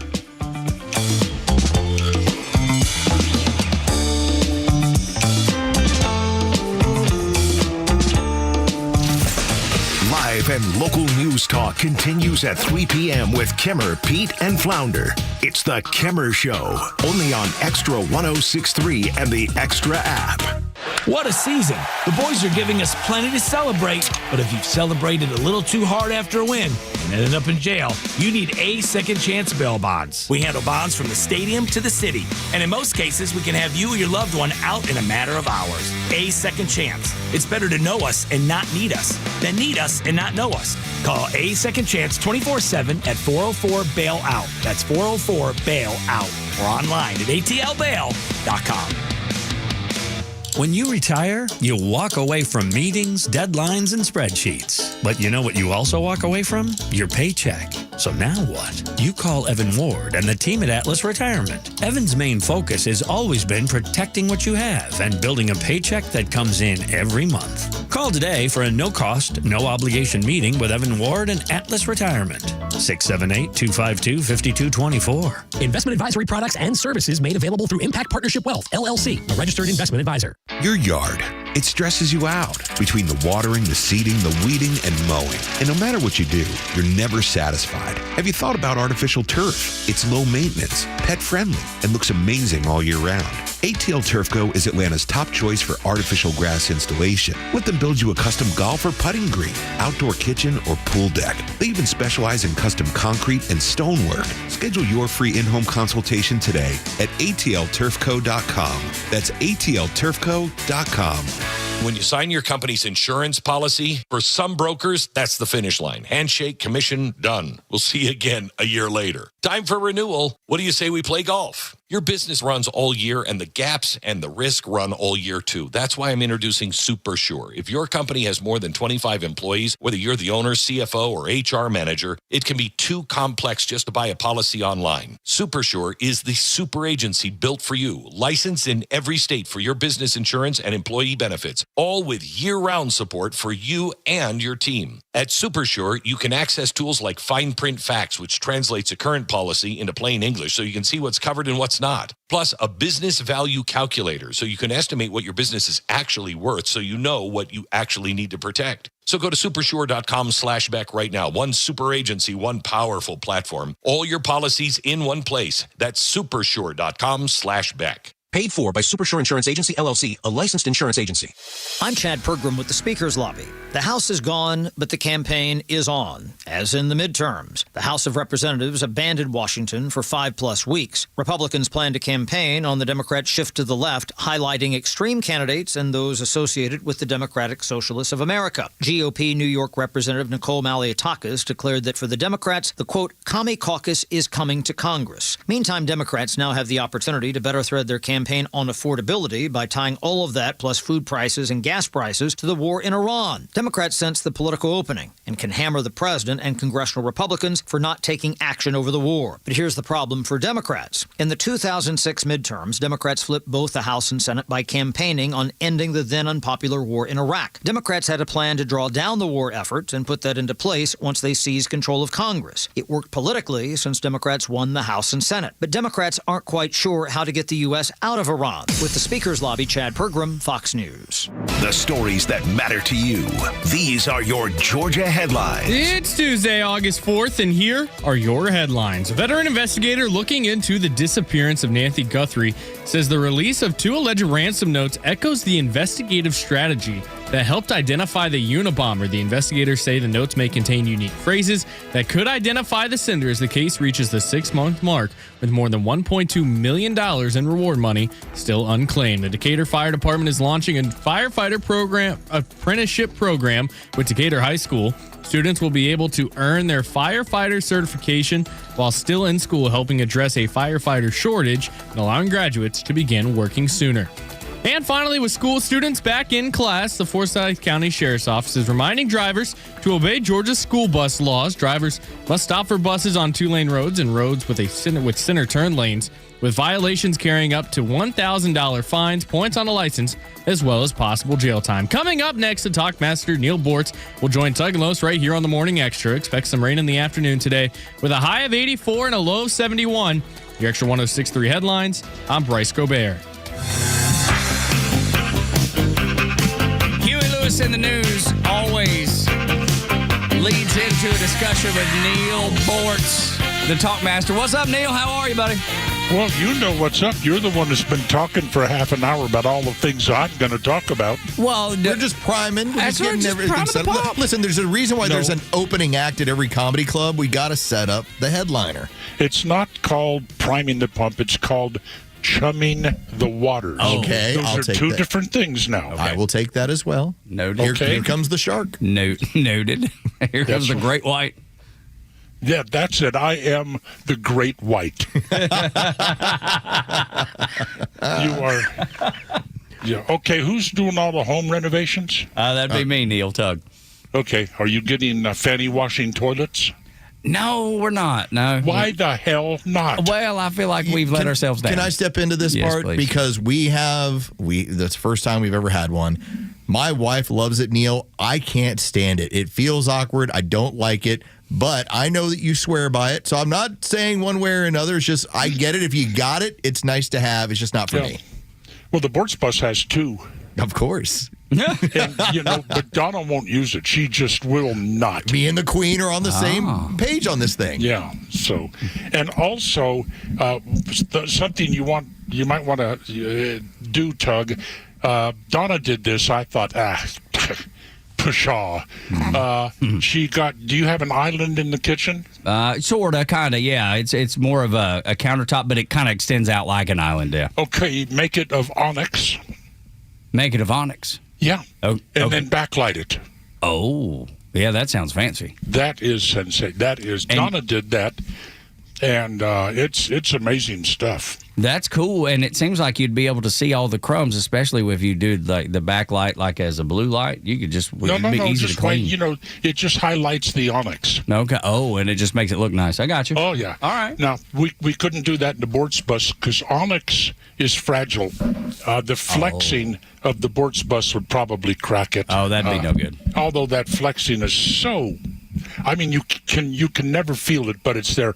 Living in a motor coach like this, they will tell you you're in a constant Category 5 earthquake. Yeah. Well, you need to get the shocks and struts looked at. Oh no, it is. So, Ariana Grande, people are upset she's too skinny. Yeah, she's thin as a rail. Well, that's what's going to happen when you only lick your food. Is that how she feeds on her meals? Yeah, she licks it. I mean, she doesn't actually swallow anything. Do you know that for sure? I shouldn't have phrased it exactly that way. All right, I have a history here, Neil, because my oldest daughter used to watch a show on Nickelodeon when she was like 4 or 5 years old, and Ariana Grande was one of the stars of it. And so I thought to myself, she seems like she's got a good head on her shoulders, but everyone, I get it why, every one of these young women, when they do Nickelodeon or they do Disney, they have to, when they break away, they have to come out and be hardcore, sexual, and weird to break the whole image of I'm a Disney kid or I'm a Nickelodeon kid. Yeah, like Miley Cyrus. Miley Cyrus did it. Yeah. Miley's come out the other end, though. I love Miley. She's really good. Okay, were you ready for serious stuff yet? Oh, well, I don't know. I kind of like talking Miley Cyrus. Well, I'm not. Let's talk about the women's Tour de France. Okay. Is there something that's going on there? Was there like some man or something that's jumped in? Yes, there is. I knew it was going to be that. Called chest fairings. Do you know what that is? Chest fairings. I don't. Well, there's a little controversy in the women's Tour de France because some of the girls are padding their bras because it gives them an aerodynamic pressure. I studied aerodynamics in college. I did, and apparently, if you have large fun bags, it kind of reduces the air pressure on your thighs and makes you more streamlined as you're going through the race. That sounds like a bunch of bull crap, but I love the fact that you said it. Hey, let me just point this out because I'm looking this whole thing. Chest fairings are aerodynamic devices or objects like bottles, hydration packs, or padding placed down the front of a cyclist jersey to reduce air drag. Look at Neil Bortz. It sounds like bull crap. There you go. It's pretty not, good. Though. No, it's aerodynamic. Yeah. So, do I have anything else that's really silly as hell? Look, I learned about licking food apparently from Ariana Grande. Sure. Are you sure about that, or are you making that up? No, you don't remember that? No, I don't remember. Why don't when keep Ariana up with Grande walked into a deli in New York City, and she pulled a pastry off a shelf and licked it and put it back on the shelf and came out with the words, "I hate America." Oh, yeah. Here's the donut shop that she did that in. Reckon why she did It was that. back in 2015. Okay. So once again, y'all doubted me, didn't you? I didn't doubt. I was just curious if maybe, because, again, her size, is she only licking food? Well, I mean, I've never seen her actually eat anything. Oh, well, given her size. And I mean, look that at her, would she be looks an like explanation of why she only weighs 65 pounds. All right, so let me ask you this, Neil. If you knew within 1 month you would have ripped abs, but all you had to do was lick your food, would you do it? No. I don't believe I would either. No. I mean, what the hell am I going to do with ripped abs? Well, impress the queen. At the age of 81. Show them off. That's right. What? Hey, Show y'all, them look off here. to who? Every time you get off the boards bus and like you walk into a service station, like let's say a Flying J, and they're kind of giving you that look. You Don't just go to service station. Go to truck stops. Okay, go to there. better. Then you lift up that shirt and you just go, Look here, boys. "What's up?" Oh, yeah. Or just wear There's like a lumberjack There's enough shirt. gay truck drivers out there right now. Just give it a little eye candy. That's Not all. that there's anything wrong Oh, with that. listen, gentlemen, you're going to hear a noise in a second here. My dear sweet wife, who is sitting in the salon of the Bortz bus, needs to sneeze, and let me tell you, her sneezes will wake the freaking dead. So it's not like a little cute sneeze, like a little. No, it's not. It's not, and she's trying so hard not to be heard. Tell her just let her rip. Yeah. Donald, let We her don't rip. mind. Yeah, We don't mind at all. Yeah, She's just It's real life. And you should ask her, listen, if I just licked my food for a month and got ripped abs, would you be in favor of that? Yeah. I'll wear a sleeveless flannel shirt with it open. Well, you know, back in the days, I mean, people would say to me, God, I wish I could just look like Evander Holyfield for a week. Well, why? Says, because there's 10 women I'd like to bleep, and about 20 guys I'd like to beat the crap out of. They already made a list and everything. Evander was all time. There That you dude go. looked like he was sculpted out of granite when he was in his prime. Calm. Impressive. Yeah, I mean, and really, you might not know it, but he was a great guy, or he is a great guy. I don't know. I haven't talked to him in 15, 20 years, I guess. Well, so I would pay for the show. Neil and Evander do America, and they just ride the Bortz bus, and it's all your adventures together. well, I tell you, who wants to do that with me? Who? Chuck Dowdle. Remember him? Oh, Chuck is by far one of the nicest people I've ever met in broadcast. He is absolutely one of the nicest, just like you say, genuine. one of the nicest. And he and I did go on a road trip one time. We've from Atlanta to Las Vegas because Donna was at the Canyon Ranch in Arizona, and I was going to meet her in Las Vegas after she finished with her little buff booty stuff. And so Chuck rode out to Las Vegas with me. He insisted on standing on a corner in Winslow, Arizona. Okay. Well, yeah. We had to do that. And then I took him to the meteor crater.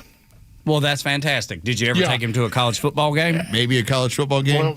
Well, he reacted at the meteor crater. He said, isn't it amazing that meteor hit just right here next to this visitor center? Oh, no. Oh, no. But Neil, I don't know if you've thought about this or not. Carlos Medina and I have been asking you to go with us to a football game for 2 years now, if not 3. And there's been no invitation. There's been no. You act like we don't even say it. At this point, I can probably find some company in the area that would give us a driver and a bus and take us on a trip. I don't want a driver. I do the driving. Donna does the driving. Okay, fine. But you could As just a matter enjoy of fact, we're pulling out of the mountains later this week, and as soon as I get us out of the mountains, Donna takes over.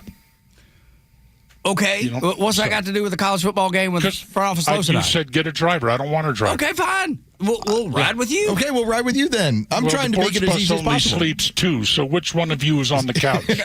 I'll sleep on top of the Bortz bus. I don't care. No, there's too many antennas up there. I'll sleep underneath the Bortz bus. I'll bring a sleeping bag and I'll rough it. You'd be sterile. Okay, let's talk about muzzies. He's just ignoring it again. I know he's running what from you're it. doing here. I see the game. Morocco, the invasion in Morocco. Yeah, something else. Now, why doesn't the media, this insipid, sick media in this country, why haven't you heard on ABC, CBS, NBC, any of them, that when these muzzies were running across the border into Spain, they were shouting that Allah Akbar stuff? Why haven't we heard that? Because they usually go along with open borders. They're usually leftist people to begin with, and they try to present themselves as journalists as some sort of fair and balanced, some sort of, I'm going to give you a fair look at both sides of the story, and you know that's not the case. That's how I feel. They're being so fair. Yeah, ever. They never do that. They never. That's the reason. Same reason that Jake Tapper acted like Joe Biden was fine and then wrote a book that he wasn't, knowing it. And how transparent was that? No, right, exactly. And then Dana Bash went after RFK the other night. And, she let Fauci have, dinner with her. And they were just best buds. She's not going to tell the truth against her best bud. How do these people keep a job? Really? Well, they don't keep viewers, so I don't know. Well, they don't. I used to, back in the day, CNN, twice a day, Tuesdays and Thursdays. I would. This was even after I retired. I think. I don't know. I'd get up in the morning, head down to CNN Center, and I'd have a spot on the desk down there to, on the news with Huey, Dewey, and Louie to talk about the events of the day. You don't know who Huey, Dewey, and Louie were, do you? I feel like I should like know they're related to ducks. Yeah, right. No, they were the 3 robot-controlled cameras that wandered around the floor. Okay, got it. Yeah, I feel like I should have known that. Okay, Moroccan invasion. Yes, There's more. Yes. Wait, there is more. So the New York Post is the only paper that I have seen in my vast combing of the media that accurately defined them as Muslims. Nobody was even saying they were Muslims. They were just migrants from Morocco. They were Muslims.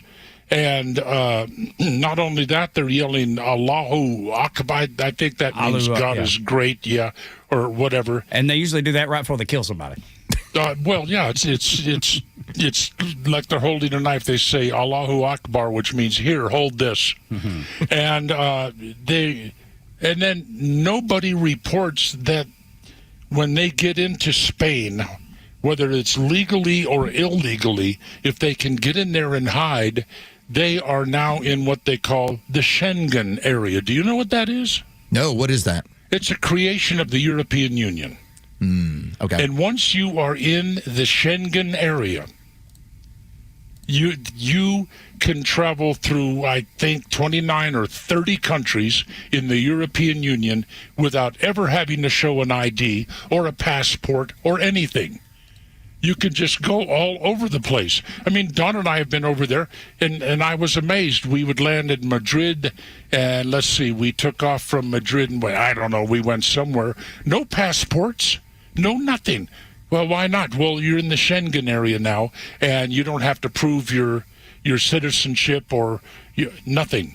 And once they get there from Morocco, and many of them, some of the newspaper headlines say, they just couldn't get good jobs in Morocco, so they had every right to cross into Spain for a better economic life. Well, that was when we had economic refugees was the term that the Biden administration was using, so that when you claimed asylum, you could claim economic asylum, that I'm not able to live in a fashion that I believe I can in my country versus coming into the United States. Same concept. It's not like you're going to be politically persecuted. It's just that they don't have enough handouts for me to stay where I am, so I need to come to your place.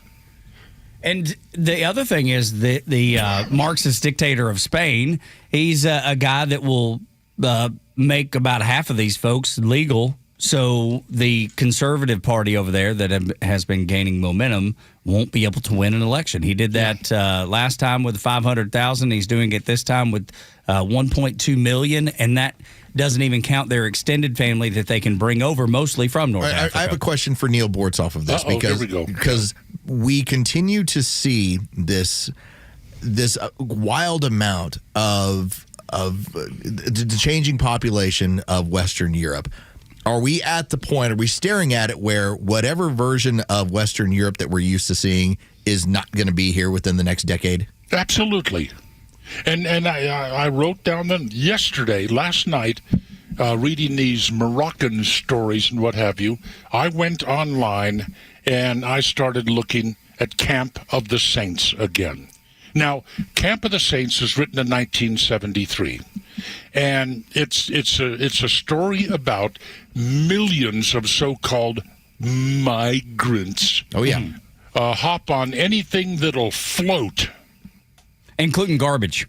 Yeah, anything. And they travel through the Mediterranean or around the southern tip of Africa, and all these boats are off the coast of France. And they all want to come in. They want to, because the author of the book, Jean Raspail, was French. So they all want to come there and live the good life in France. There's millions of them. So the book just details the collapse of Western civilization from illegal immigration. And of course, as soon as that book came out, the left started saying, oh, it's racist. And we always get that. Everything is racist. Well, they always go back to it dehumanizes people. Well, or on the Wikipedia page, the novel is popular with far right and white nationalists. Oh yeah, the conservatives like it. That's from Wikipedia. Yeah, so therefore it just has to be a horrible, horrible book. What happens when it's a roadmap for what is actually happening? That's exactly what it is. Yes, it is a roadmap for what's happening, and that's precisely why the left denigrates it and does not want you to read it. Because you can read it free online. Well, I bet they track who goes to the website and then labels them some sort of way. And if you read Camp of the Saints, unless you are completely brain dead, you're going to start to see the danger of this mass Muslim invasion of Europe. It's happening everywhere. And Europe is going to, you're right. Give it 10 years? 10 years. I mean, at this rate. The wake-up call when I was still on the air. My God, I wasn't even on the air. Was I on the air this century? I'm not sure. Yes, you were still around. Yeah, we were checking it out every day. But when I was still on the air, the number one name for male babies born in London was what, gentlemen? Muhammad. I think it still is. Yeah, it still is. Is it? I believe so. Okay, now what can you say about London when the number one name chosen for male babies is Muhammad? I got a chance to meet a couple when I was in the Dominican with my wife and I a few months back, and they were actually from outside of London. And I asked them that question just out of curiosity of, like, does the media portray this correctly? And as they put it, it's gotten to the point where there are no-go zones in London, and that it's actually safer if you want to raise your family. They're like countryside. It's like you don't go into London anymore. That's the way they. Sounds like Atlanta, doesn't it? It's the same mentality. If you want to raise a family, get out of city centers. And so tell me that Europe is going to withstand this. No, not at this rate. Europe is going to be. They're embracing it. Talking about this, and Donna and I do frequently. You know how lucky I am, guys? I'm looking at this lady right now. She's going to stick out her tongue at me again. That, by the way, is a message. But anyway, let's see, where did I meet her? I met her in 1971. In all of those years, in 55 years, I have never, ever been bored by her. That's awesome. She gets bored by me all the time, like when I talk about politics. It's funny how often that works, Neil. There are many times where I've been with my wife now 20 years, and I get the biggest kick out of stuff she'll do to make me laugh, and other times she's just tolerating me. So I think that's the commonality of finding good women. They just tolerate us because I don't think we really mature after we're about 12 years old. Yeah, well, I tolerate her because, all of her house swapping and all of this real estate crap. Oh, yeah. That's why we're in the Bortz bus. She's today. good at it. Radio people don't make that kind of money. No. She just keeps moving properties. Most of us don't. Now, I think there may be one or two that I have spoken to in my time that maybe guys, did all right. Look to your right. You see that room out there with all the cubicles? Yeah, that one. Yeah, that's where the money is made. That's yes, true. Sir. You're not wrong about that. You're not wrong about that. Well, there's actually a room over there that has a door on it, and that's where the money you mean is. the one in the corner? That corner one, yes. Yeah. Solid wooden door. Nobody can get in there. Quality door. Yeah. Steel reinforced. Yes, probably so. Probably so. Have lots of decisions to be made in there, and certainly the reason we're lucky enough to be able to talk to you because he made that decision. By the way, Abdul El Sayed. Yes. There's another example. We're finally at the point, that some elements of the media, some of them, Donna just stifled another sneeze. And her eyes bugged out like a stomped-on bullfrog. But anyway, finally, these Democrat socialists are being identified by some people that are more honest with their language as nothing but plain old communists. That's what they are. James Carville, as much as I disagree with James Carville, he has basically laid it out that way and said, I can't be in the party with someone like Abdul El Sayed. And someone like that hag that Mamdani has in New York is... Chevalier? I don't know, Mrs. one Chevalier? of them. We need to elect more communists. No, that's the award. The award. Yes, the award. Is that, how blatant can we be? And when they have their little meetings, they call each other comrade. Yeah, it's weird, man. I get it. They revel in it. They roll around in it. Well, I say I get it just because I know that we would always talk about the direction we saw these people going. And for a previous generation who actually dealt with communists, like Niels, he looked at it as like, well, you don't have to call them communists. We already beat the communists. They've cycled back around. They're here. Like they're actual communists. Neil. They are here. They call themselves the DSA now. Sure do. That's right. But if you go and read their documents on their website, it's just it's just a nice name. They say communism has a bad name. That's why we use the socialist name. Again, you probably can throw the name out there, but this DSA hag, imagine a country where the government can't just seize your private property. You said can just seize it, right? No, can't. She was saying, that it would be terrible if the government couldn't seize private property.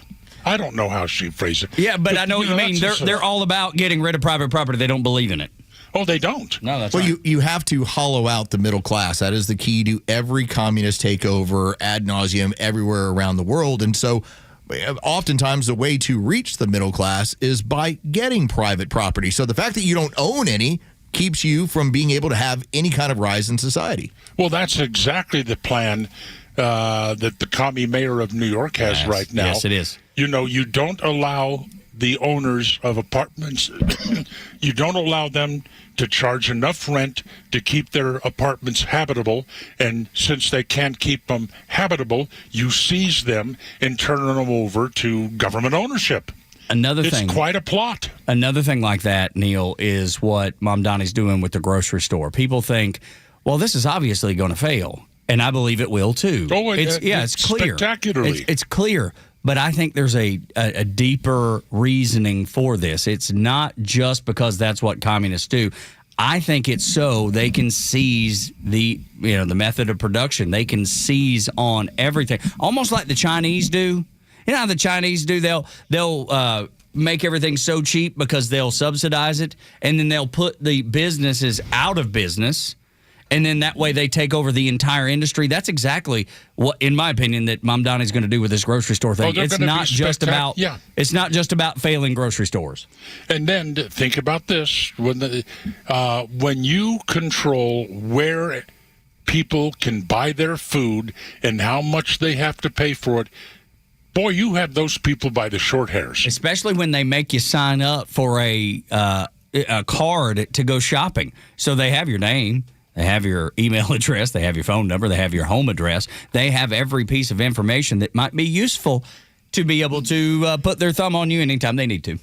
Now, one of the ways to get rid of illegals in this country, okay, and this is used by some people to get rid of squatters. I mean, we need to take a hint. There's some TV shows now about some guy named Flash or what have you that gets rid of squatters. And how does he get rid of squatters? He makes it so uncomfortable and almost impossible for them to stay in the house. Okay? That's what we need to do with the illegals in this country. You don't necessarily have to round them up, throw them in the back of a van, and haul them to a border somewhere. You just make it so incredibly difficult for them to stay here. Thank you. Yeah, where they can't they can't get an apartment to live in. They can't get a job. They can't get a bank account. They can't get any of these things because they're undocumented. They don't have IDs or anything. This Abdul al-Sayed, he wants to get out there and issue ID cards, driver's licenses, and what have you to all of these people. He says we should not discriminate against documentation standards. And that's the best way to get rid of these people. Make it impossible for them to live here. Yes, if they can't access the welfare system, state, national, anywhere, they have a hard time being able to establish residence as far as having a roof over your head. It's interesting how when you start to have the incentives from the government of $1,200 and a free plane ticket, how attractive that looks when you can't do anything in this country. Yeah. I mean, back to the squatter analogy. Somebody's a squatter. Turn off the electricity, turn off the water. Yeah, first thing. That fixes a big problem. Most of them will leave. Some of them will just live in squalor. Yeah. But, they'll leave. I can't live here anymore. I don't have any electricity. I don't have heat. I don't have air conditioning. I don't have water. I can't flush a toilet. So I'm getting out of here. Fine. Treat the illegals the same way. I mean, I don't know how you can keep them from flushing toilets, but this is the same general idea of how to get rid of them in this Muslim running for, was it Michigan? Yeah, for Senate. Yeah, Abdul al-Sayed. Yeah. Oh no, we can't do that. I mean, just because they're undocumented doesn't. We have to give them all the documentation they need to live here. Yeah, and that guy now is running away from the fact that he's a communist. He's like, oh, no, I'm not a communist. Oh, yeah. Oh, yeah. Yeah, like all of a sudden. Have I slammed Donald Trump yet today? Don't recall it. Again, I like what he does. I don't like what he is. Okay. Yeah. Some people say that about Tug and I. That's fine. Yeah. So here's Donald Trump saying, well, we're going to have one more round of talks with Iran, and this is their last chance. Oh, like hell, it's their last chance. Every time he starts beating the drums of war, they'll say, well, let's talk. And they'll say, okay, fine, but this is your last chance. And he'll keep doing that same routine until he's out of office. Getting a lot of pressure from those really soft, weak-kneed Middle Eastern countries, too, like Saudi Arabia. Yeah. Is that Bryce guy playing the music now? He is, man. But I do have something I'd like to bring up. Okay. So Tug is known as the Commodore. Yeah. I'm Bronco. I know you're Talk Master, but can we also refer to you as El Jefe? Well, sure. Here we go. or what they call me at the Starbucks at the mall in Naples. Oh, what is this? Dirtbag. I will not go up there and get my cup of coffee until they yell out, "Dirtbag!" I love it. So I walk into the place. Hey, Dirtbag. Hey, there you go. Talk Master El Jefe, the Dirtbag. It's great. I love it, Neil. We appreciate you, man. It could be worse. Yeah, it could be. It is always great to hear from you, man. You put a smile on our face every day. Hey, next week I should be in the Eastern Time Zone if the Bortz bus runs. It depends on how fast Donna drives. Damn, when she drives, I've got to go hide somewhere. Yeah, she's like a NASCAR driver. Oh, jeez. Yeah. I didn't know this thing could go that fast. I don't let my wife drive for the same reason, Neil. Mine's the exact opposite. My wife can't drive because I don't let her drive because she drives too slow. I'm like, let's go. Come on. Good Lord. Yeah, my dad that flew jet fighters and in wartime wouldn't take a car over 45 miles an hour if his life depended on it. There you go, Neil Bortz. Weirdness. We love it. More data centers. Tell the Luddites to go away. Okay, we'll do it. Okay. Next week we'll get on that first thing. All right. Dirtbag. Yeah, let's get on. Okay. Dirtbag's gonna talk about the data centers. Dirtbag's getting into it. Oh, I could use a Starbucks right now. There you go. We appreciate as long you, as Neil. it's not a union shop, I will not. Yeah. I ask them, are you union? If they are, I leave. Well, look, I'm glad that El Jefe. That's right. Absolutely. The Dirtbag does not put up with union bullcrap. Okay, be good. Be good, Neil. The Talkmaster, Neil Bortz, better than ever before. Aaron Rodgers drops a Fauci bomb next on Extra.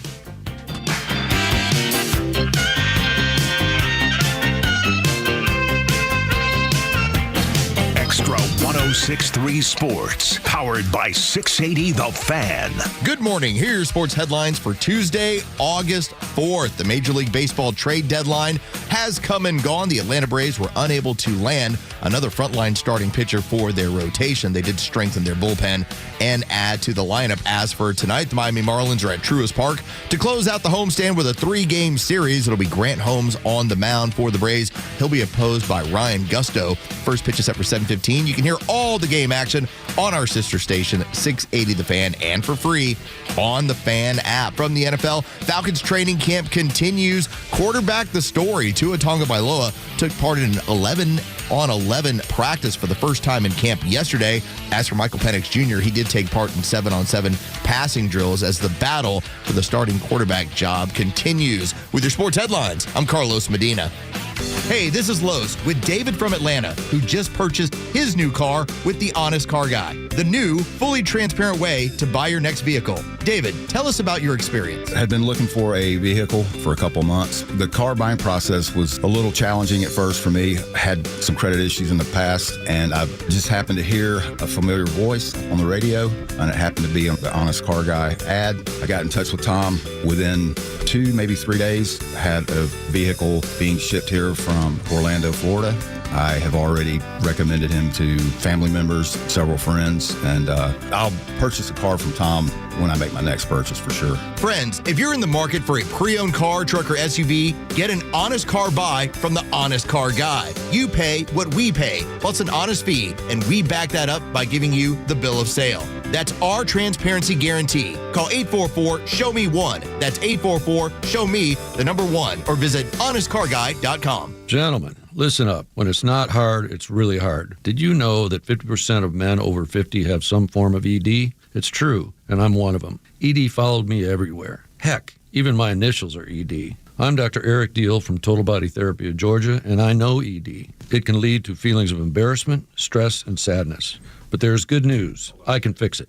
I fixed mine, and I can fix yours too. At Total Body Therapy of Georgia, we are experts in the P-shot, testosterone replacement, regenerative therapy, Trimix to create an erection, and more. Guys, ED won't get better on its own, but I can help you today. Call us at 404-777-1911. That's 404-777-1911, or learn about us more online at tbtofga.com. So take it from me, ED, Dr. Eric Deal at Total Body Therapy of Georgia. Call 404-777-1911 or online at tbtofga.com. WFOM and W292EV Marietta, a Dickey broadcasting station. The 8 a.m. hour is brought to you by Central Heating and Air. It's primary day in 5 states. I'm Dave Anthony, Fox News. I believe in the opportunity we have in front of us. That's Abdul El Sayed, a Democrat in a Michigan Senate race getting the most attention. Abdul El Sayed is the progressive who has the backing of the Democratic Socialists of America. He wants to abolish ICE, cut off U.S. aid to Israel, and has made Medicare for All one of his signature issues. Fox's Garrett Tenney in Detroit. Republicans would love to see him win because they believe he would give the GOP nominee Mike Rogers the best shot at picking up this seat. And that's something Congresswoman Haley Stevens has hammered on throughout throughout her campaign that she has consistently beat Republicans and gives Democrats the best shot at keeping Michigan blue. In Missouri, progressive Democrat Cori Bush trying to win back the seat in Congress she lost in 2024. And one of the questions on the Missouri ballot today would eliminate state income tax over time. It'd be based on revenue coming in. You can't just pull $9 billion in annual revenue from a state and not replace it immediately. Fox Business Network Cheryl Casoni. There are also primaries today in Kansas, Virginia, and Washington State, where there's been an arrest. An arson suspect accused of setting one of the wildfires is burning the Spokane area, forcing about 70,000 people to evacuate. He was found to be in possession of some waterproof matches and a butane lighter. Spokane County Sheriff John Knowles, more than 700 homes and structures have burned. Iran keeps insisting it's not holding talks with the U.S. after being warned. I want to give them every last chance before decapitation. President Trump says negotiations are focused on reopening the Strait of Hormuz, then on Iran's denuclearization. Fox's Aisha Hasni also reports from the White House. Just a few hours ago, one person was reported missing after an unknown projectile hit a Liberia-flagged ship in the strait. There was a fire reported on board. It is the fourth attack since Friday. America's listening to Fox News. Sleep and relaxation just got smarter. The Z-Cliner by FlexSteel combines comfort with durable design, featuring custom adjustments like headrest, lumbar, heat, and massage, helping you unwind the right way. Whether you're watching TV or taking a well-earned break, Z-Cliner is built for you. Comfort, customization, and FlexSteel quality all in one chair. Visit zcliner.com to find a retailer near you. If you haven't switched to Pure Talk because you're not sure their coverage is every bit as reliable as big wireless, why not take them for a test drive? For a limited time, Pure Talk is offering any of their plans for just $15 a month for the first 3 months, including their top-tier unlimited data plan. No contracts, no commitments. Just a great deal on a high-speed network with unlimited data from an American wireless company. Dial pound 250, say Mike Rowe, and let the savings begin. Hey, it's your old pal Neil Bortz. I'm back on Atlanta's only conservative news talk station, Extra 106.3. Okay, here's more of the Morning Extra. Tug and Los until 10 on Extra 106.3. She was standing at the front door. Opening up this 8 o'clock hour with the one, the only, the legend, the icon of country music, and Vince Gill. And let me tell you, the most recently when I saw Vince Gill, it was across the street at Truist Park, and he was singing with the Eagles and knocked it out of the park. Every pun intended. So good. So good. God, I love Vince Gill. And I'm pretty sure, almost 100% positive that his politics are different than mine, and I still love Vince Gill. I feel like between that and what I have going on all around me in this office, I don't know if being the new mayor of Reelsville, the unemotional one, is going to be really of much service to everyone today, because I just finished hearing from a couple people in the office about how, well, the Braves didn't do anything. And I went, well, it's like for what was available and what it was going to cost. Yeah. Is it an upgrade to have brought in any one of these guys? Right. Did you improve by making a move? And Alex Anthopoulos clearly decided that he did not. Like, granted, Foster Griffin, who was available from Washington, and they moved him after the Braves had swept them. That is an all-star pitcher who was having a pretty strong year.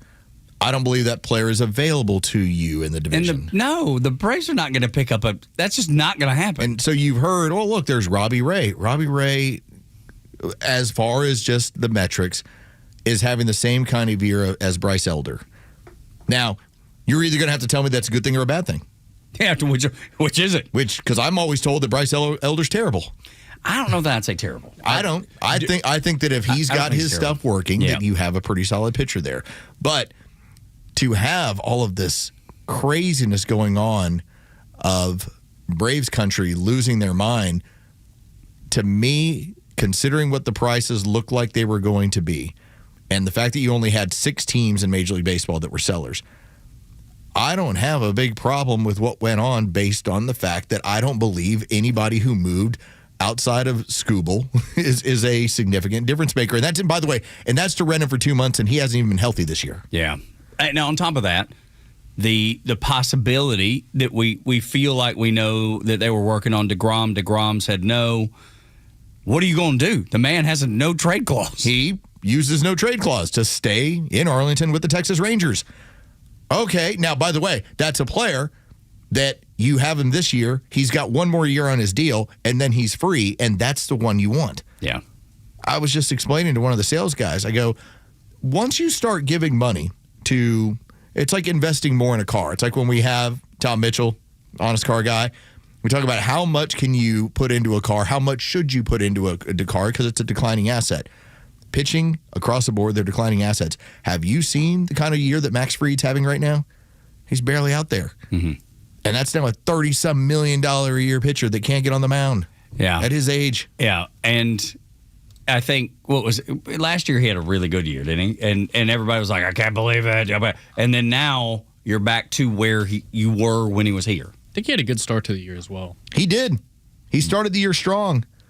But at this point, he's thrown 75 innings. Yeah. There you go.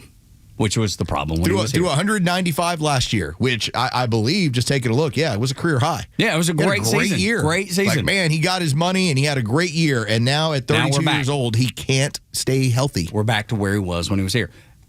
And you be upset about it all you want, but I think Los is right on this one. Well, as the non-emotional person, listen, I've won a whole lot of championships in MLB The Show. I definitely know what's up. I've managed this thing before. And when you start throwing money at these or prospects for average talent, that's different.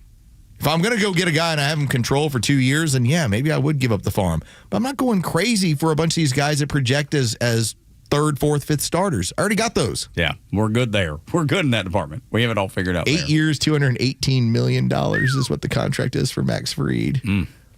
He's a 32-year-old at this point. And when you look this, oh, man, that's just big money.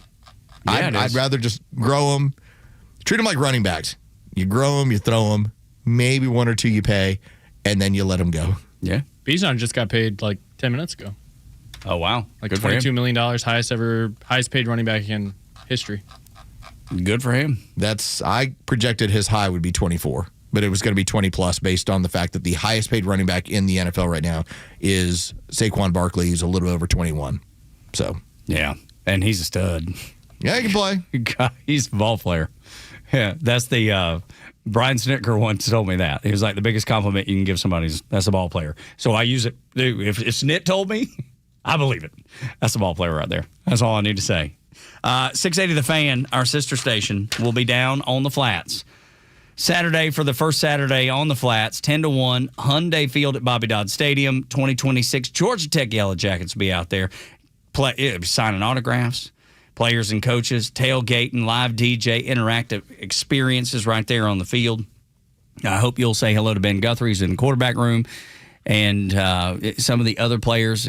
Ben's been pretty much a child that I never had. He spends more time at my house than he maybe does his mom and daddy's house, Justice Haynes, a kid that I've seen grow up, and now, he is a stud running back. He's played at Alabama, played at Michigan, now at Georgia Tech. So when you see either one of those players, tell them old Tug Cowart said hello. Justin Hanover and Chris Mooneyham live with the Georgia Power Street team, handing out those 680 Georgia Tech T-shirts. Great event for you and your family if you're a Tech fan.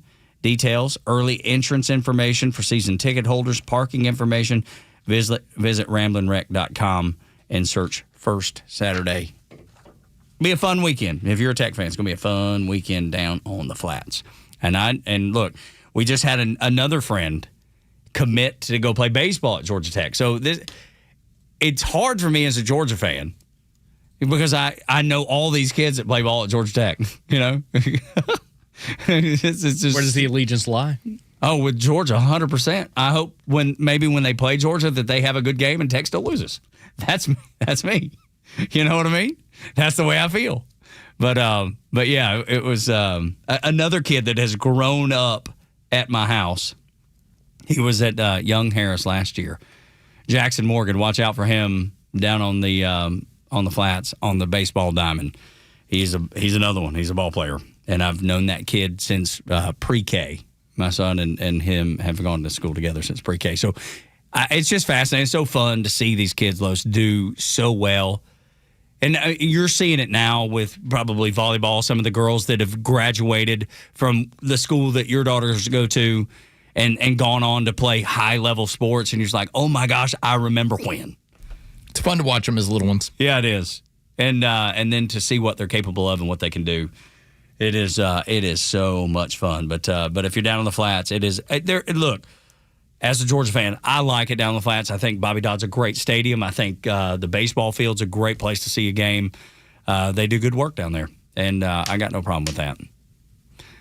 Morning Extra on Extra 106.3. Let's get to the first thing to know this morning.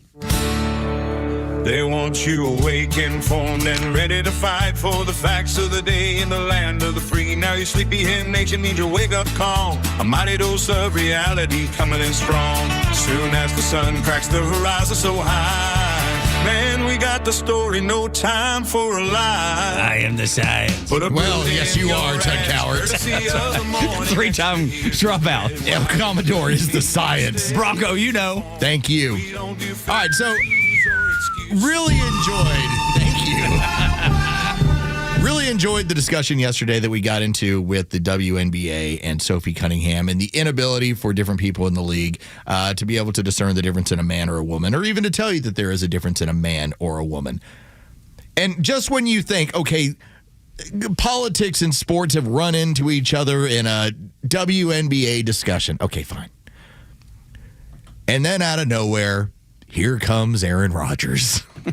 Now, when Aaron Rodgers was joining the Pat McAfee show, like we played Pat McAfee and how much fun they were having about Anthony Fauci pleading the fifth. And I thought, good, it's now crossed over. It's now the sports world making fun of this. Because the sports world, let's face it, you had a lot of crazy changes that happened to a lot of these guys. They were playing in empty stadiums. They had these ridiculous rules. Some of them, in the case of some of the contracts, you're basically told, hey, here's the reduction you're taking for this year based on what's going on. Major League Baseball, when they had a 60-game season, they're like, here's what it's going to cost you. Well, we're prorating it. They're prorating this thing. Well, a lot of these guys didn't get over that. Like, they're still upset about it. They should be, but they've played the game. They've stayed quiet on it. But not Aaron Rodgers. Now, if we cycle back to, 5 years ago, Aaron Rodgers was asked about, have you had the shot? And he's like, I think he said like he's been immunized. Yes. That's what he came up with.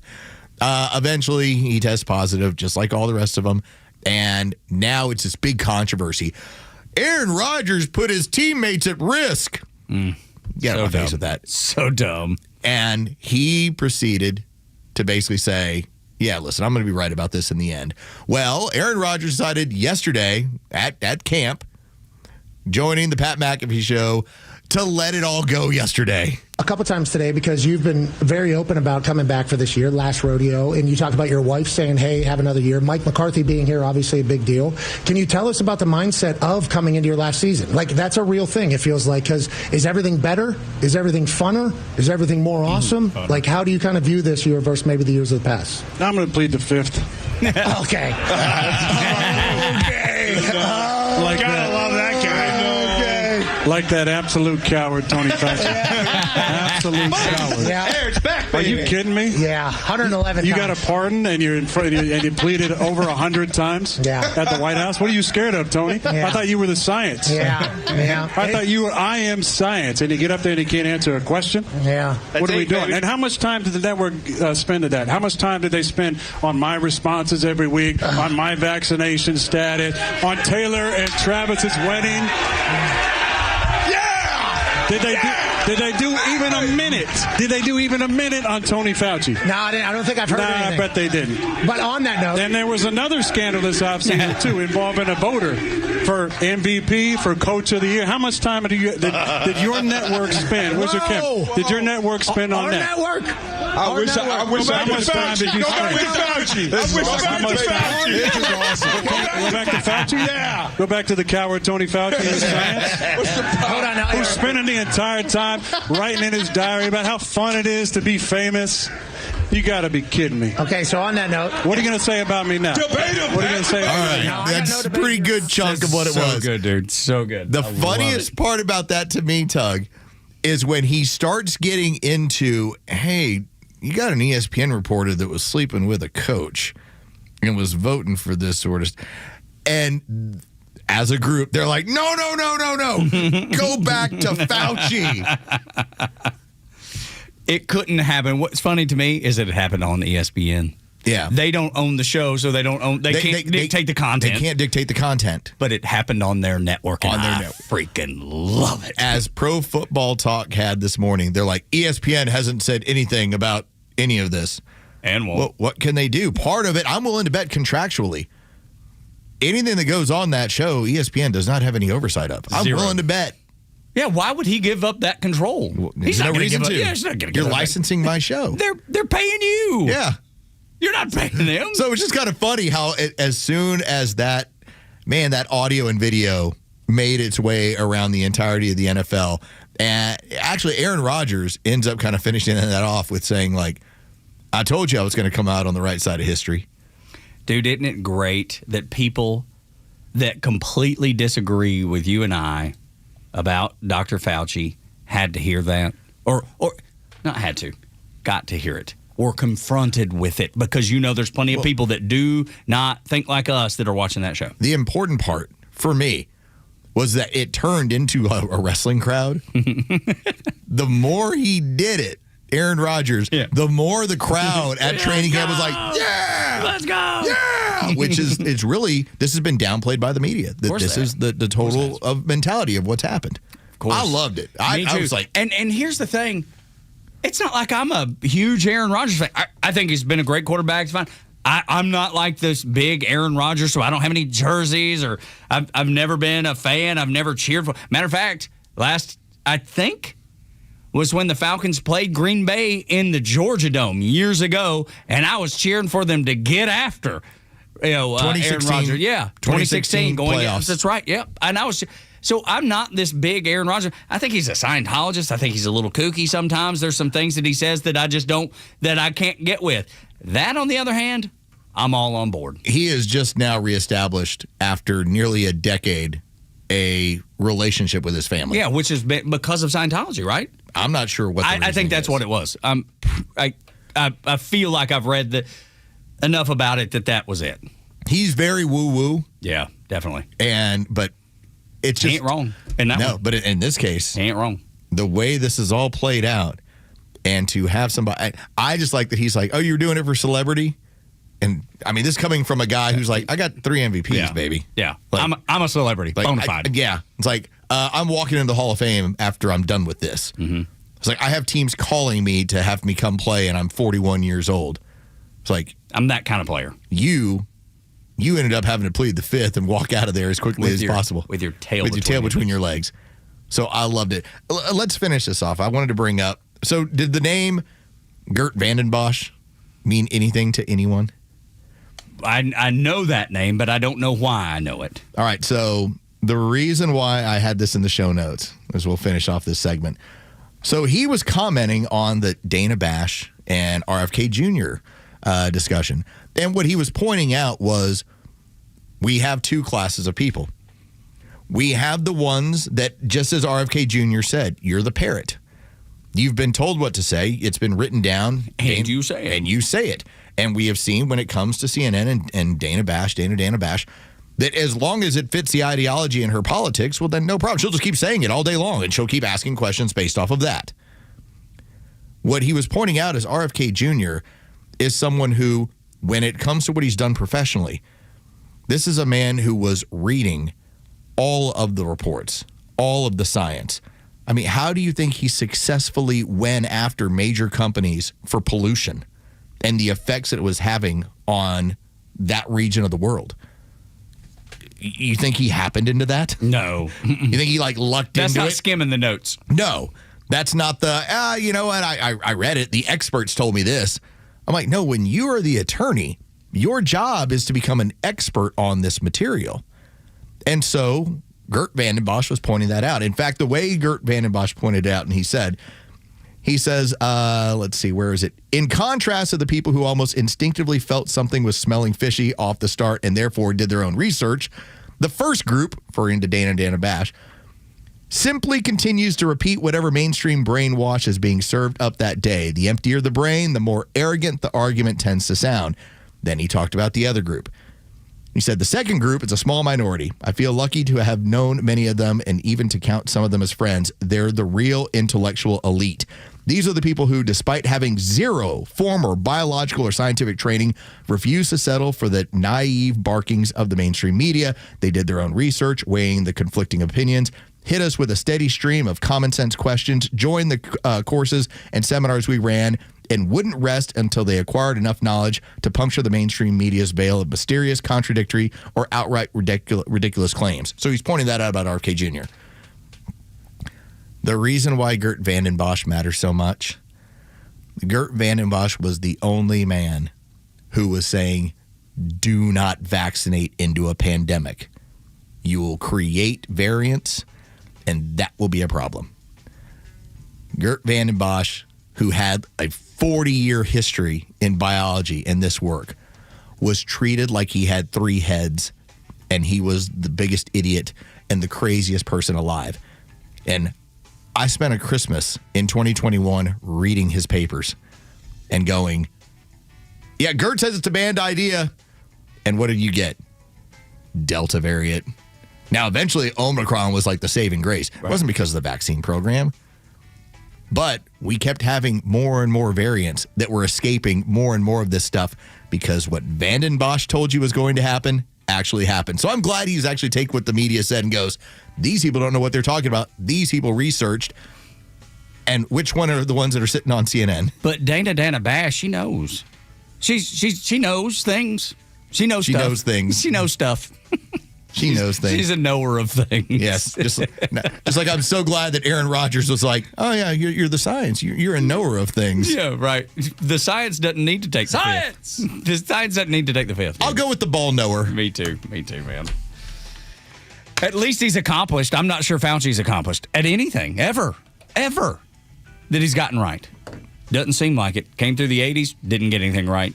Came through the 2020s, didn't get anything right. Still ain't getting anything right. At least he changed some of the treatment protocols in the 80s after he killed thousands of gay men during the early parts of the AIDS epidemic. But that was because he could still be gotten to and told, hey, you need to stop this AZT thing. Didn't change with remdesivir. 8 o'clock hour brought to you by Central Heating and Air Conditioning, your Atlanta carrier expert, 770-GET-HEAT, centralheat.com. Do not let New York Magazine call you dumb, because if anything or anybody is dumb, it ain't you. Next on Extra.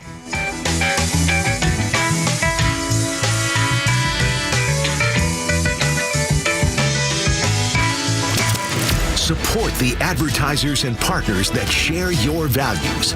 Give our Extra advertisers the first shot to earn your business. They will deliver for you every time and support the Extra community like no one else. Connect with all of our partners online at extra1063.com.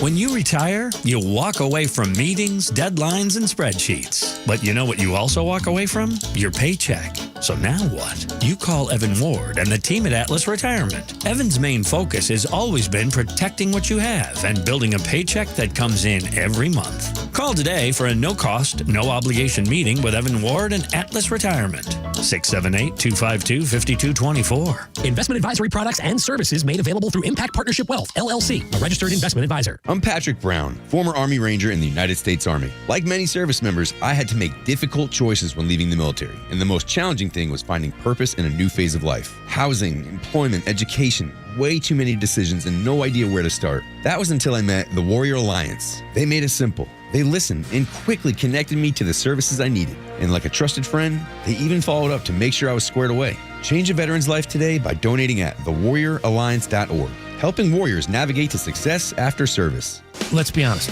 All cars and all car dealerships are not created equally. So when you're buying a new Toyota, you're not buying a vehicle, you're protecting a major investment. That's why where you buy matters. For over 50 years, Marietta Toyota served our community with the reputation built on straight answers, real accountability, and doing business the right way, proudly here since 1975. They have realized since day one that giving the customer the best deal possible, more car than they thought they were going to get inside their budget, that's how you keep people coming back. Here's the difference you won't hear everywhere. Every new Toyota comes with our nationwide lifetime powertrain warranty. That's valid for unlimited time and unlimited mileage as long as you own your Toyota. That's long-term confidence backed by Toyota quality and, of course, supported by Marietta Toyota, a dealership that will be here after the sale with service and genuine Toyota parts on Cobb Parkway South. Visit Marietta Toyota on Cobb Parkway South, about 3 miles north of Truist Park. MariettaToyota.com. Visit Marietta Toyota. We've been here and we'll be here for you. Nationwide lifetime powertrain warranty included with every new Toyota purchase. See dealer for coverage details, exclusions, and requirements. Too many people are battling a mental health crisis or substance abuse without the support they need. Talk to your doctor about pain management. If opioids are prescribed, know the risks. Take medications only as prescribed and don't share your medication with others. You have the power to protect yourself and the people you love. 988 offers free 24/7 confidential support for mental health, substance abuse, and more. Text, call, or chat 988. Learn more at georgiaopioidhelp.org. Sponsored by Georgia Opioid Crisis Abatement Trust. The stories that matter to you. These are your Georgia headlines. It's Tuesday, August 4th, and here are your headlines. A veteran investigator looking into the disappearance of Nancy Guthrie says the release of 2 alleged ransom notes echo the investigative strategy that helped identify the Unabomber. The investigators say the notes may contain unique phrases that could identify the sender as the case reaches the 6-month mark with more than $1.2 million in reward money still unclaimed. The Decatur Fire Department is launching a new firefighter apprenticeship program with Decatur High School. Students will be able to earn their firefighter certification while still in school, helping address a firefighter shortage and allowing graduates to begin working sooner. And finally, with students back in class, the Forsyth County Sheriff's Office is reminding drivers to obey Georgia school bus laws. Drivers must stop on 2-lane roads and roads with center turn lanes, with violations carrying up to $1,000 fines, points on your license, as well as possible jail time. Expect some rain in the afternoon today with a high of 84 and a low of 71. Your Extra 106.3 headlines. I'm Bryce Gobert. That's right. Watch out for the Gobert. He's liable to come through the radio and get you. It'd be terrible. Yeah, he'll lick you to death like Ariana Grande. Yeah, that's right. So, yes. It's like a big puppy dog. Yeah, that's right. Big old happy, smiling puppy dog. I don't want the New York Magazine to call you dumb. Because you're not. Sometimes you deserve it. Yeah, but once in a while, people deserve to be called dumb. Every now and then. They do things that are dumb and whatever. Listen, I'll do something dumb later. Maybe. That could be. I don't know. Might drop something on my foot. Yeah, that's right. Like a can or something, or a can of paint. You never Seems know. likely at your house lately. But no, I want to read you the title of this New York Magazine from their Intelligencer. It's the GOP's big red scare is really stupid. They're telling you when you see somebody like Abdul El-Sayed, who is a communist, now running from that title a little bit, that you shouldn't believe him. You're dumb to believe him even.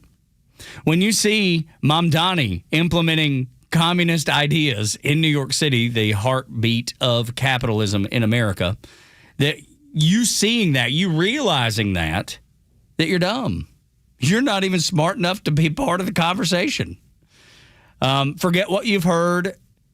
You're dumb to conflate socialism and communism. Don't do that. They say that's dumb. Even though on the DSA's website, they basically admit communism has a bad name, so they call it socialism. It's a form. It's a soft name to get to the ultimate goal of communism. Forget what you've heard Bill Maher say and that we've played on this show. Stephen A. Smith has said and we played on the show. Ignore your eyes and your ears. Absolutely. Seems a common theme. They said the same thing during COVID. They said the same thing when Joe Biden was all there running laps around people. Your eyes and ears were failing you, James Carville, John Fetterman. They're just old and dumb, have no idea what they're talking about. Don't pay attention to the words coming out of their mouth. They want you to bury your head in the sand.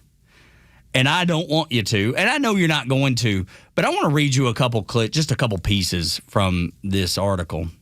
And it says, Democrat congressional nominees are pushing in 2026, and the GOP is cherry-picking controversial past statements or social media posts from a handful of candidates and inflating their numbers astronomically to require and sustain some sort of red wave hypothesis. These DSA members, these people that they're calling Marxists aren't. Marxists defining the Democrat Party as a whole is ludicrous. And by the way, these allegedly terrifying progressives are winning primaries, appealing to voters in free elections, which are not tactics favored by the Bolsheviks. They go on and on and on to tell you, put your head in the sand. What you're seeing is not happening. What you're hearing is not happening. And if you happen to notice it is, they do this with a reason. If you notice it, they call you stupid. That's the reason they titled the article that way. When you go, well, wait a minute. I see what El Saida said. I see what they're doing in New York City. They want you to think, man, if I say it out loud, people are going to think I'm stupid. It's such a turning point. At one time when it came to this country and we worried about anyone with a Marxist background, at the time that's what it was considered. A person like Barack Obama intentionally didn't tell you anything about what he had planned outside of the accidental slip up with Joe the plumber about spreading the wealth around. The job of the Marxists was to tell you nothing about what they actually intended. Oh, fast forward from 2008 to now 2026. Instead, they're just flat out telling you. And then if we happen to notice and bring it up, well, now we're apparently dumb for doing so. You're stupid. No, the title is stupid. The You are GOP stupid Red Scare for doing is so. stupid. They're calling you stupid for noticing or hoping that you'll feel a certain way. That's the reason they titled it this. I have found when I am talking with other parents, especially when it's volleyball or when we went and played golf the other day, I was joking about the longing for old school politicians. And I remember being asked, like, well, what do you mean? I go, remember when they would just lie to you and then do something different? It's like, now they're just flat out telling you, and then for some reason there's something wrong with you if you go, oh, that's what you intend? I'm not interested in that. Yeah, well, what are you, dumb? You don't understand the big picture of what I'm planning on doing? Are you stupid? Conflating socialism with communism, as Republicans are doing right now, is at best lazy and at worst a lie. I'll give you an example. So you have Francesca Hong over in Minnesota. And Tug ran it down for you yesterday, the laundry list of issues this woman has had. I mean, this is somebody who's been put away for mental illness. This is somebody who OD'd on lithium. Like, this is a person who has been, for lack of a better term, in their life, unhinged. They have not been a sane person. And she was asked by Caitlin Collins yesterday about, well, do you still favor shutting down or getting rid of Thanksgiving?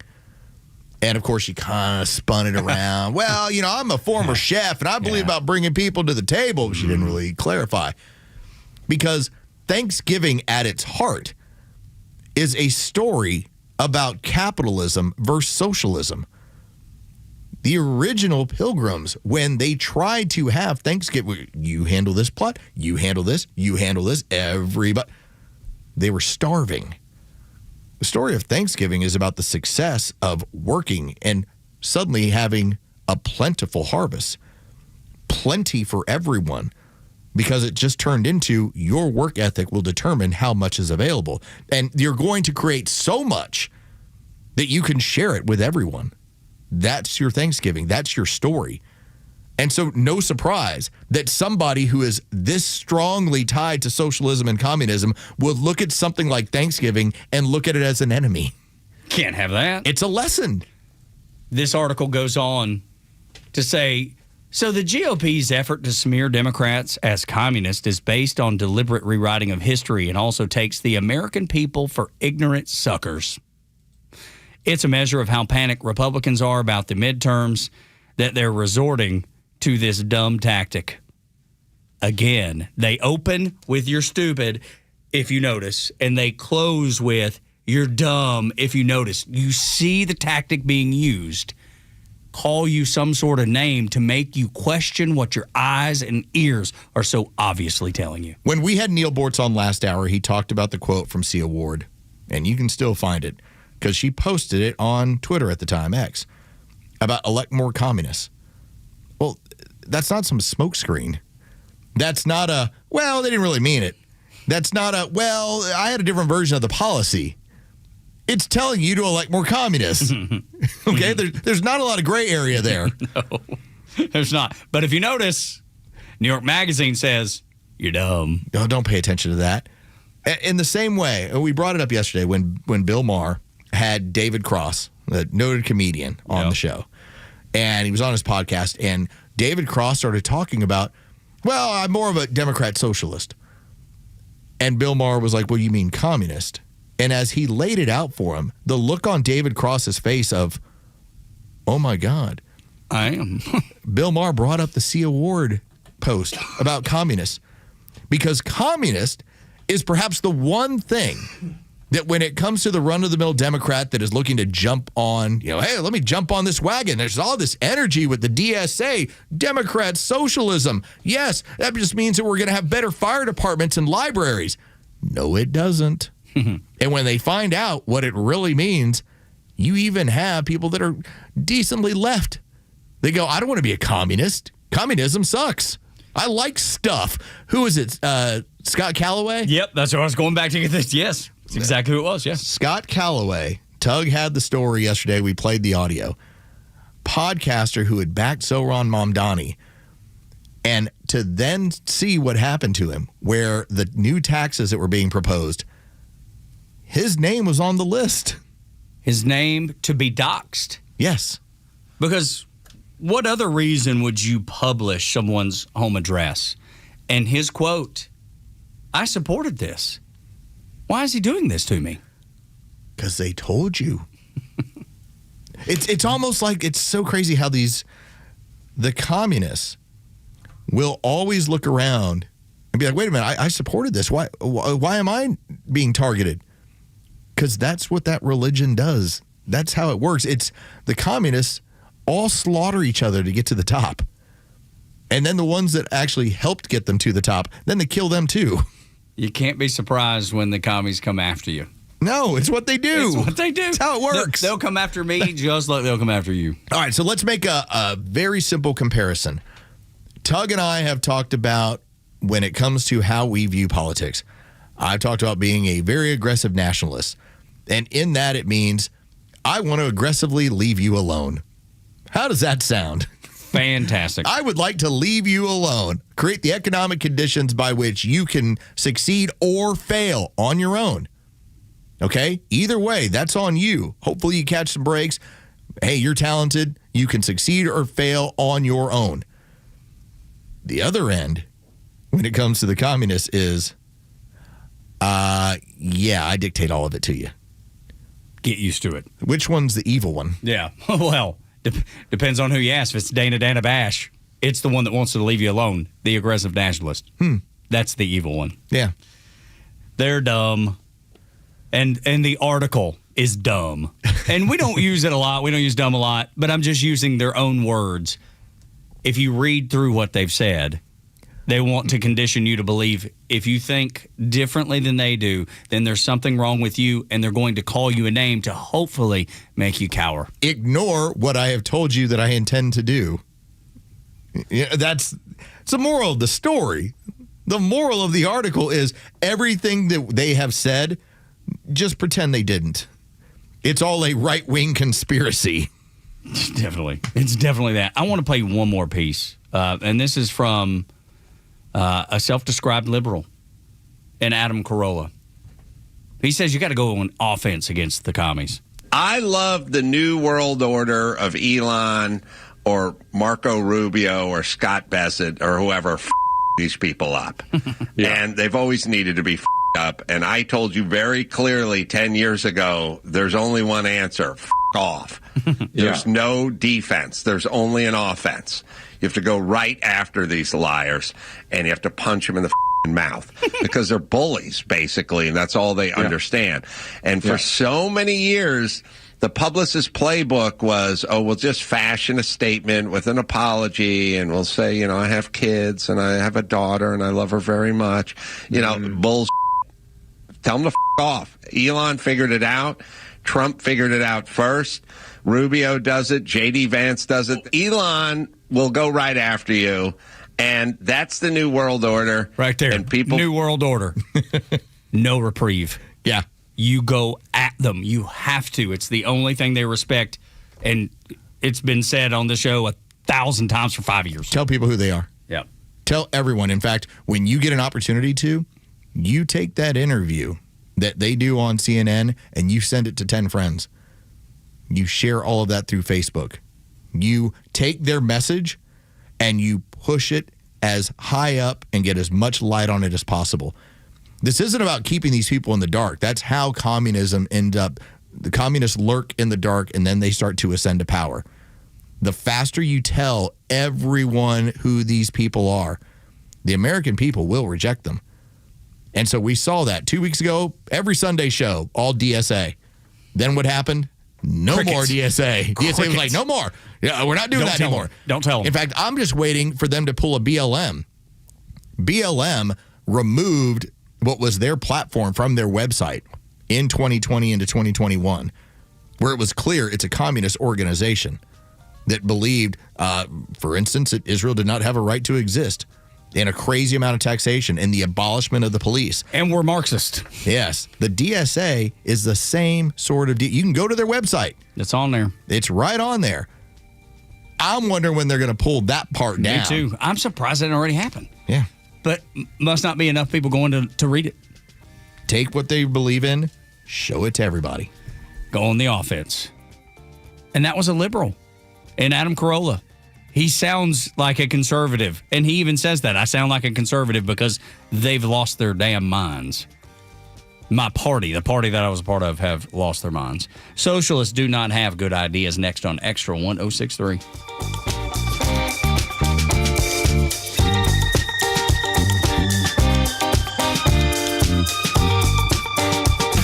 Extra 1063 Sports, powered by 680 The Fan. Good morning. Here are your sports headlines for Tuesday, August 4th. The Major League Baseball trade deadline has come and gone. The Atlanta Braves were unable to land another frontline starting pitcher for their rotation. They did strengthen their bullpen and add to the lineup. As for tonight, the Miami Marlins are at Truist Park to close out the homestand with a 3-game series. It'll be Grant Holmes on the mound for the Braves. He'll be opposed by Ryan Gusto. First pitch is set for 7:15. You can hear all the game action on our sister station, 680 The Fan, and for free on the Fan app. From the NFL, Falcons training camp continues. Quarterback the story, Tua Tagovailoa took part in an 11-on-11 practice for the first time in camp yesterday. As for Michael Penix Jr., he did take part in 7-on-7 passing drills as the battle for the starting quarterback job continues. With your sports headlines, I'm Carlos Medina.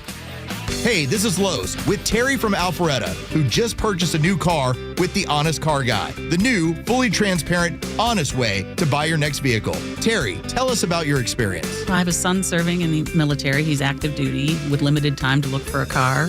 My son was looking for a used Hyundai Veloster, and I had heard about the Honest Car Guy on the radio, decided that might be a route to go, and we made a phone call over the weekend. He screen shared the information with us. We looked over the vehicle, and he took the reins from there, and they were able to walk us through the process of buying the car. We're very clear and transparent, and next thing we knew, we had a car in the driveway. Friends, if you're in the market for a pre-owned car, truck, or SUV, get an honest car buy from the Honest Car Guy. You pay what we pay, plus an honest fee, and we back that up by giving you the bill of sale. That's our transparency guarantee. Call 844-SHOW-ME-1. That's 844-SHOW-ME, the number 1, or visit honestcarguy.com.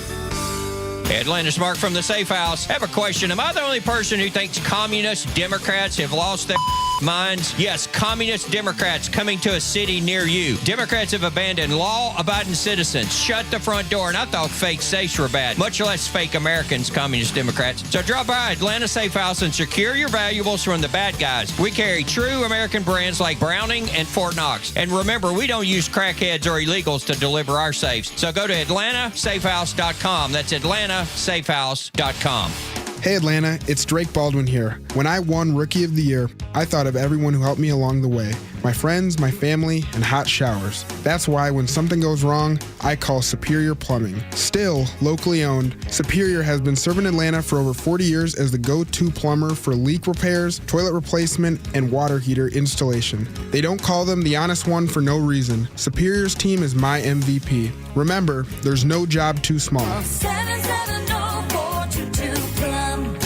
It's the hardest working part of your home, your garage door. When it fails, you need someone you can trust. Hi, I'm Dan Watkins, owner of All Four Seasons Garage, Entry Doors, and Windows. When the largest and most important opening of your home breaks, don't hire a schmo. Call the local name you know, All Four Seasons. Ask your neighbors. We offer upfront pricing, free estimates on all major brands, and 24/7 service. When trust matters, trust us. All the number 4 seasonsgarages.com. Securing America. The U.S. Army is making a major recruiting comeback with enlistment surging. Just a few years ago, the Army was struggling to fill its ranks. Now, commanders say more young Americans are walking into recruiting offices looking for a career, a sense of purpose, and a chance to serve their country. Guadalupe Campos is an Army infantryman at Fort Hood. I love my country. I love America. This is our home. This is everything that we all have in common is this American flag that we fly on our right shoulder. After hitting a fiscal low in 2022, Army recruiting has climbed every year since, up nearly 38% overall, with the biggest jump coming in the fiscal year 2025. The Army has already met its annual recruiting goal for 2026. Army leaders say today's typical recruit is about 23 years old. Recruiters are also spending more time inside high schools and college campuses. A battalion commander says the comeback is being fueled by a mix of patriotism, benefits, and a stronger recruiting presence in local communities. Tom Graham, Fox News. The American dream is alive and well with the Victor Armendariz Show. Raised a first-generation American, Victor is a Mexican who grew up witnessing his father achieve the American dream. You will not get spin here, just the facts and opinion from someone who absolutely believes in American exceptionalism. The Victor Armendariz Show. Always available at thepodcastpark.com and streaming free on the Extra 1063 app. Tug and Los on Extra 1063. Download the app. You can listen live and on demand at your convenience, at your leisure. Don't you like it when it works that way? You just get it when you want it. Like, I would like to start listening to the Morning Extra at 9 o'clock instead of 6. You can start with the 6 o'clock hour in the 9 o'clock hour. Isn't that crazy? Or 10 or 11 or 12, whenever you want. Totally up to you. If you're an extra, what's up? What's up, extras? How's your mom and them?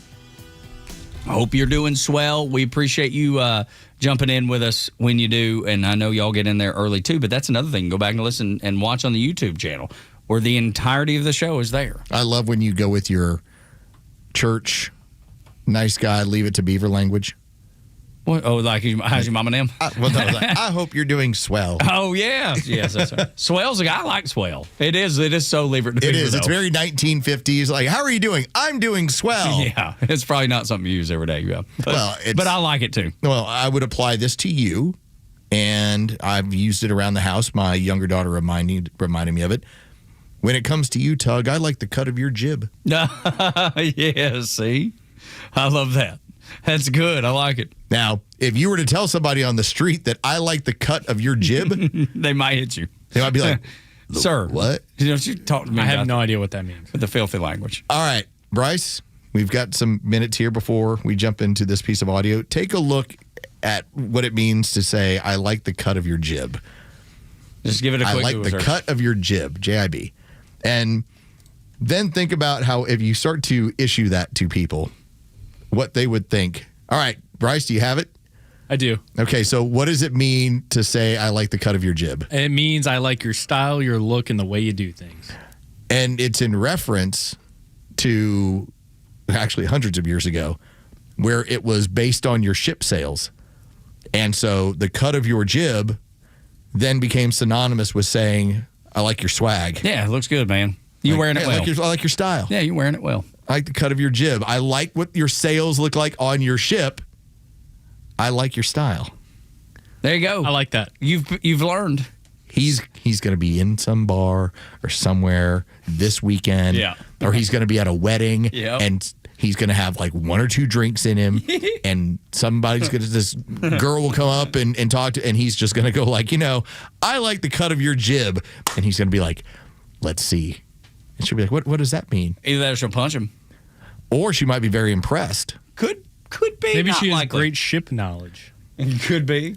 Or maybe she was a sailor. You then get to joke around, because you don't have to put it on you. You can say, I have a coworker, I have a friend, and he says some of the weirdest stuff ever, and he told me I like the cut of your jib one day, and I had to look it up. And so now I can't get it out of my head when I meet interesting people. So I use it also. And it becomes a very roundabout, nice compliment. It's a great conversation starter. Too. Exactly. Absolutely. I'm going to use that. Which is, I know. You is should. key, man. Figuring out a way to get into a conversation is so key. I like the cut of your jib. Which I'm telling you, depending on who says it, it could sound filthy. That's what I thought at first. Yeah, of course. May I? Not that I've been invested in any of this stuff for over 20 years, but if you can, it's like in radio, we have teases. And one of your goals of your tease, like for instance, you might say you're going to solve a problem. You might talk about you're going to hear from a prominent voice. One of the other things you can do in a tease is you create mystery. If you can create mystery with a woman, buddy, that's undefeated.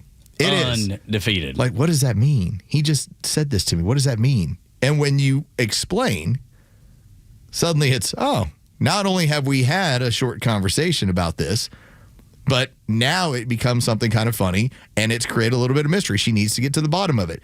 Might need to get to the bottom of Go Bear. That's That's right. Watch out. The Go Bear is on the go. And he is on the prowl for pretty ladies all over Metro Atlanta. And if you've got a pretty lady, you better lock her up. That's right. Because he'll get her. He'll get her. Fearsome bear. Talk to her about the cut of her jib. I keep hearing about this guy. He runs around these bars. He tells women he likes the cut of their jib. And then says, rawr. It's out of control. And I don't know that you'll end up in jail, but if you do, I've got a good bonding company and I can help you get out. Saturday, when we get into football season. Dude, find the prettiest girl. I will go with you, and we'll invite Tug, because he's the mayor. I will go with you to Sports and Social. Now, I will be there as like the friendly, hey, it's me and the other 40-year-old guy, and we're just kind of doing our own thing. But we'll turn you loose. And you see how many times you tell, because remember, those girls are there in part to be seen, but they also want the college football vibe, which you can be part of that along with some of your really great one-liners, and just watch how it works. And then you can always say like, oh, no, I work across the street. Oh, yeah, I'm in this. I'm an on-air personality, and I run a show. Whoa, this guy. Rawr. Rawr. Rawr. And you know what else we can get? We can go to Andrew Groover, who runs our digital department. He's got those wireless lapel mics. We can record it all, dude. All right, I've done that before. I used to, when I worked in Dallas, I would go issue pickup lines with a hidden mic. Yeah. And the goal was to see how many I could before the conversation ended. Sure. And it made for fine radio. Yeah, but embarrassing on my part. Yeah, well, sure, but that's great. That's what's great about it. But it would just be one after another. Are you from Tennessee? Because you're the only 10 I see. Yeah, that's right. Yeah. Do you got a lot of parking tickets? Yeah. Because you got fine written all over you. That's exactly right. Now, I like the cut of your jib. Can you work that one in there too? I'm telling you, it'd be so funny. I like the cut of your jib. It would be so What if funny. if we did put it together, it doesn't have to be pickup lines. It'd just be to exactly. see, Yeah. to see what lines he has to deliver. It's like in Practical Jokers. Yeah. Yeah, on those something like lines. that, yeah. We can put it together. Dude, I'm telling you, this is we're sitting on a gold mine. I like the cut of your jib. Okay. You lead with that. Hey girl, I like the cut of your jib. Hey, my name's Bryce. Oh, I'm Megan. I like the cut of your jib. Just to see, and maybe you have to lead with that every time. You know, I really always enjoyed What We Do in the Shadows, the FX show. Mm-hmm. You've shown it to me. I've never seen it, but you've shown me a bunch of clips of it. There's one character that speaks like he speaks like he is from 3 centuries ago the entire time. Which is great. Which I think if I grabbed a whole bunch of lines and just used those, like, okay, how many lines telling you can Bryce use? We're sitting, and he's shaking his head, so he's already in. It'd be fun. We are sitting on Radio Gold. And in podcast form, too, because you'll want to go back and listen to it. You will have to be lines from Laszlo Cravensworth. And maybe even introduce yourself as that. Hey, my name's Laszlo. It's kind of a cool name. It's not bad. Not bad. Because that's going to start a conversation. Your name's what? Laszlo? Yeah. What are you? You Polish? You know, where are you from? Yeah, I'm from Transylvania. I'm just telling you, man. And then they'll find out. Yeah. Oh, man. So we're on to something. This is coming soon to a Morning Xtra near you. I think stuff like this it's my favorite things. It's absolutely my favorite things to do in radio is just complete nonsense and laugh about it. All right, this fall. Yeah. Making it happen. We'll make it work. Like, I'm saying like week 2. You know what I mean? Because week 2, you can get to some good games. Not that week 1 won't be, but you'll have 0, which is, you're just glad you got football.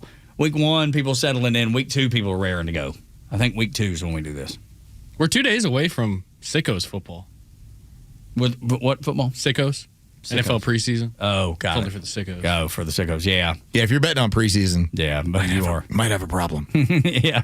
Maybe. There's a guy that Campbell's on sports to my left, and he's calling you. Yes. He's calling you out. He's like, man, if you're doing that, this is when you need to have some sort of intervention. See, I haven't played anything since the NBA Finals. Oh, yeah?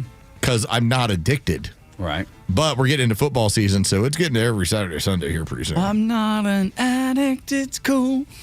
Same thing. Case choice. I'm not. I don't need it. I don't need it. Feel alive. But I need it.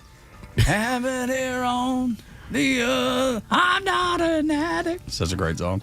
8 o'clock hours brought to you by Central Heating and Air Conditioning, your Atlanta carrier expert. 770-GET-HEAT, CentralHeat.com. Google knows everything about you, and there is nothing, zero, nada, nothing you can do about it. Next on Extra.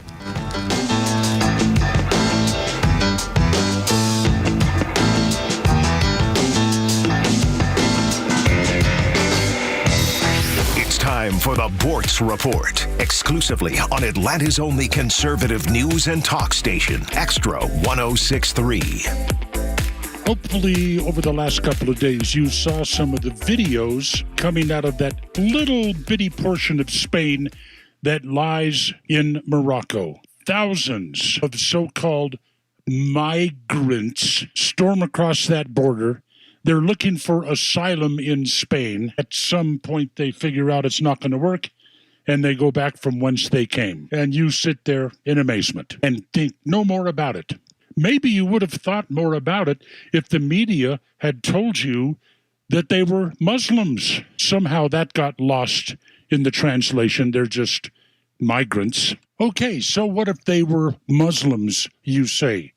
Well, maybe if you had read a book that I've been promoting for 40 years, that might mean a little bit more to you. It's by Jean Raspail. He is a French writer. He wrote this in 1973. Yep, I was already doing talk radio then because I'm old. Can I read you a summary of the book? The Camp of the Saints is a 1973 French dystopian novel that imagines a fleet of 1 million impoverished migrants from India sailing to the coast of France. The book depicts the collapse of Western civilization driven by the moral paralysis, liberal guilt, and inaction of liberal societies. It turns out that Jean Raspail got a lot right, except it's not the Indians we're concerned about. It's the Muslims. And predictably, when this book came out, the left didn't like it. The Open Borders crowd didn't like it, so they called it racist. What a shocker. You can read this book online or order it from Amazon. It's all over the place. Camp of the Saints. Oh, by the way, that's a Bible quote. You need to read it, even if it will make you very, very afraid. Neil Bortz, Extra 1063. Communism destroys everything, no matter where it's been tried. And Ossoff is now part of that Democrat Party where it's a civil war, and they've cast their lot with tear it all down. The Morning Extra, 6 to 10 a.m. on Extra 1063 and the Extra app. The Morning Extra, every weekday morning from 6 to 10 on WFOM and W292 EV Marietta on Dickey Broadcasting Station, Extra 1063. There may be a deal today or tomorrow.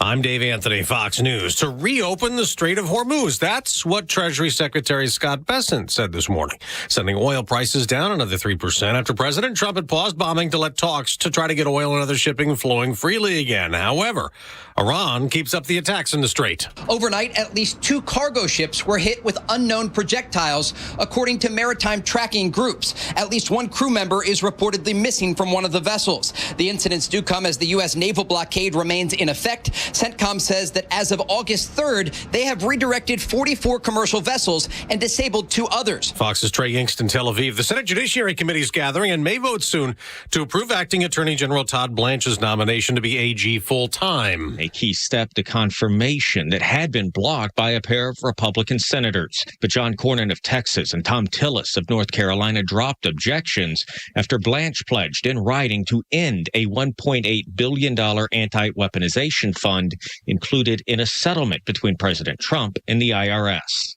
These people were treated horribly, and this fund could have given them some solace. The president has suggested asking Congress to revive the compensation fund. That's Fox's Jared Halpern at the White House. 5 states are holding primaries today, with a Democrat in Michigan getting a lot of attention. Abdul Al-Sayed is running for Senate, backed by Democratic socialists. I believe in the opportunity we have in front of us to correct both the moral failures of the past and the moral failures of our present. He's taking on Congresswoman Haley Stevens. The Republican in this race, he said, my opponent's going to make it easier for him to win. Well, I don't plan on making anything easier for these guys. That Republican, the winning Democrat, will face in November is Mike Rogers. There are also primaries in Kansas, Virginia, and Washington State and Missouri. Progressive Cory Bush trying to win a House seat back. America's listening to Fox News. Sleep and relaxation just got smarter. The Z-Cliner by FlexSteel combines comfort with durable design, featuring custom adjustments like headrest, lumbar, heat, and massage, helping you unwind the right way. Whether you're watching TV or taking a well-earned break, Z-Cliner is built for you. Comfort, customization, and FlexSteel quality all in one chair. Visit zcliner.com to find a retailer near you.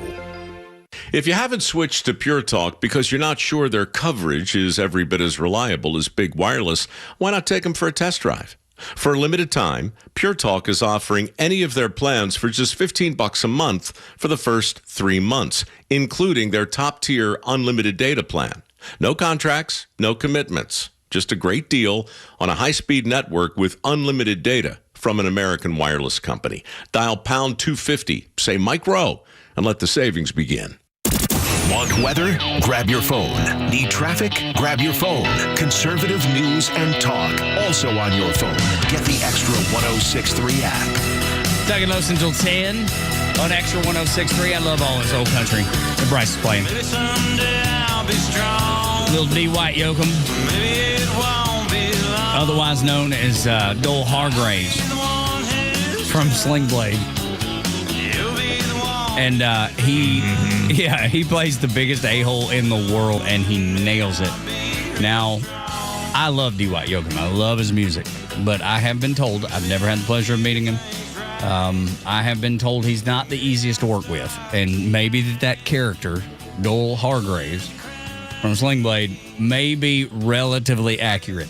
I don't know. I can't say. Just from what you've heard. I've been told. That's all I'm saying. It's what I've been told before. Hopefully that's not the case. Hopefully that people are wrong about it. But something tells me. Somebody that may have been a tour manager or something of that magnitude could have it right. I hope not. Morning Extra and Extra 1063. There's so much fun to be had today. A lot of discussion about the Braves, what they did or didn't do. We'll probably have it in the next bit about Alex Anthopoulos and what he's, what he's decided to go public with as far as his statements. Can I give you two names? Yes, please do. All right, Chris Bassett. Now, Bassett is 4-4 on the season. Yep. The 37-year-old has a 5.27 ERA, and the last time he threw was the early part of June. There's also Lucas Giolito. Now, he's 2-3. He has a 5.16 ERA. He's currently on the 15-day DL. The last time he threw was on June 21st. You know what those two guys have in common? No. Those were the two players that everyone in Braves country was like, please go sign them during spring training because we need another starting pitcher. And this organization decided what we have in-house is better. You're telling me that people that are fans of the Braves, maybe even to the point where they, spend all their time thinking about it and spend all their money on the merchandise, would make a wrong decision. I am just pointing out that when it comes to guys that are available during certain times, there's a reason why. At that point, when those two guys were available, it's because the rest of the league had made their decision as to what they were.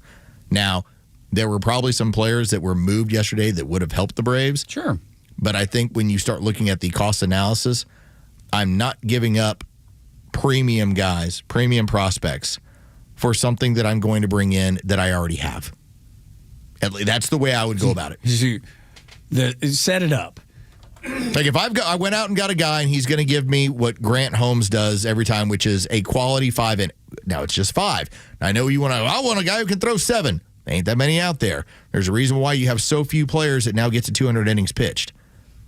In fact, I'm curious if there's anybody who's even going to get close to 200 innings pitched this year. Yeah. It doesn't happen that way anymore.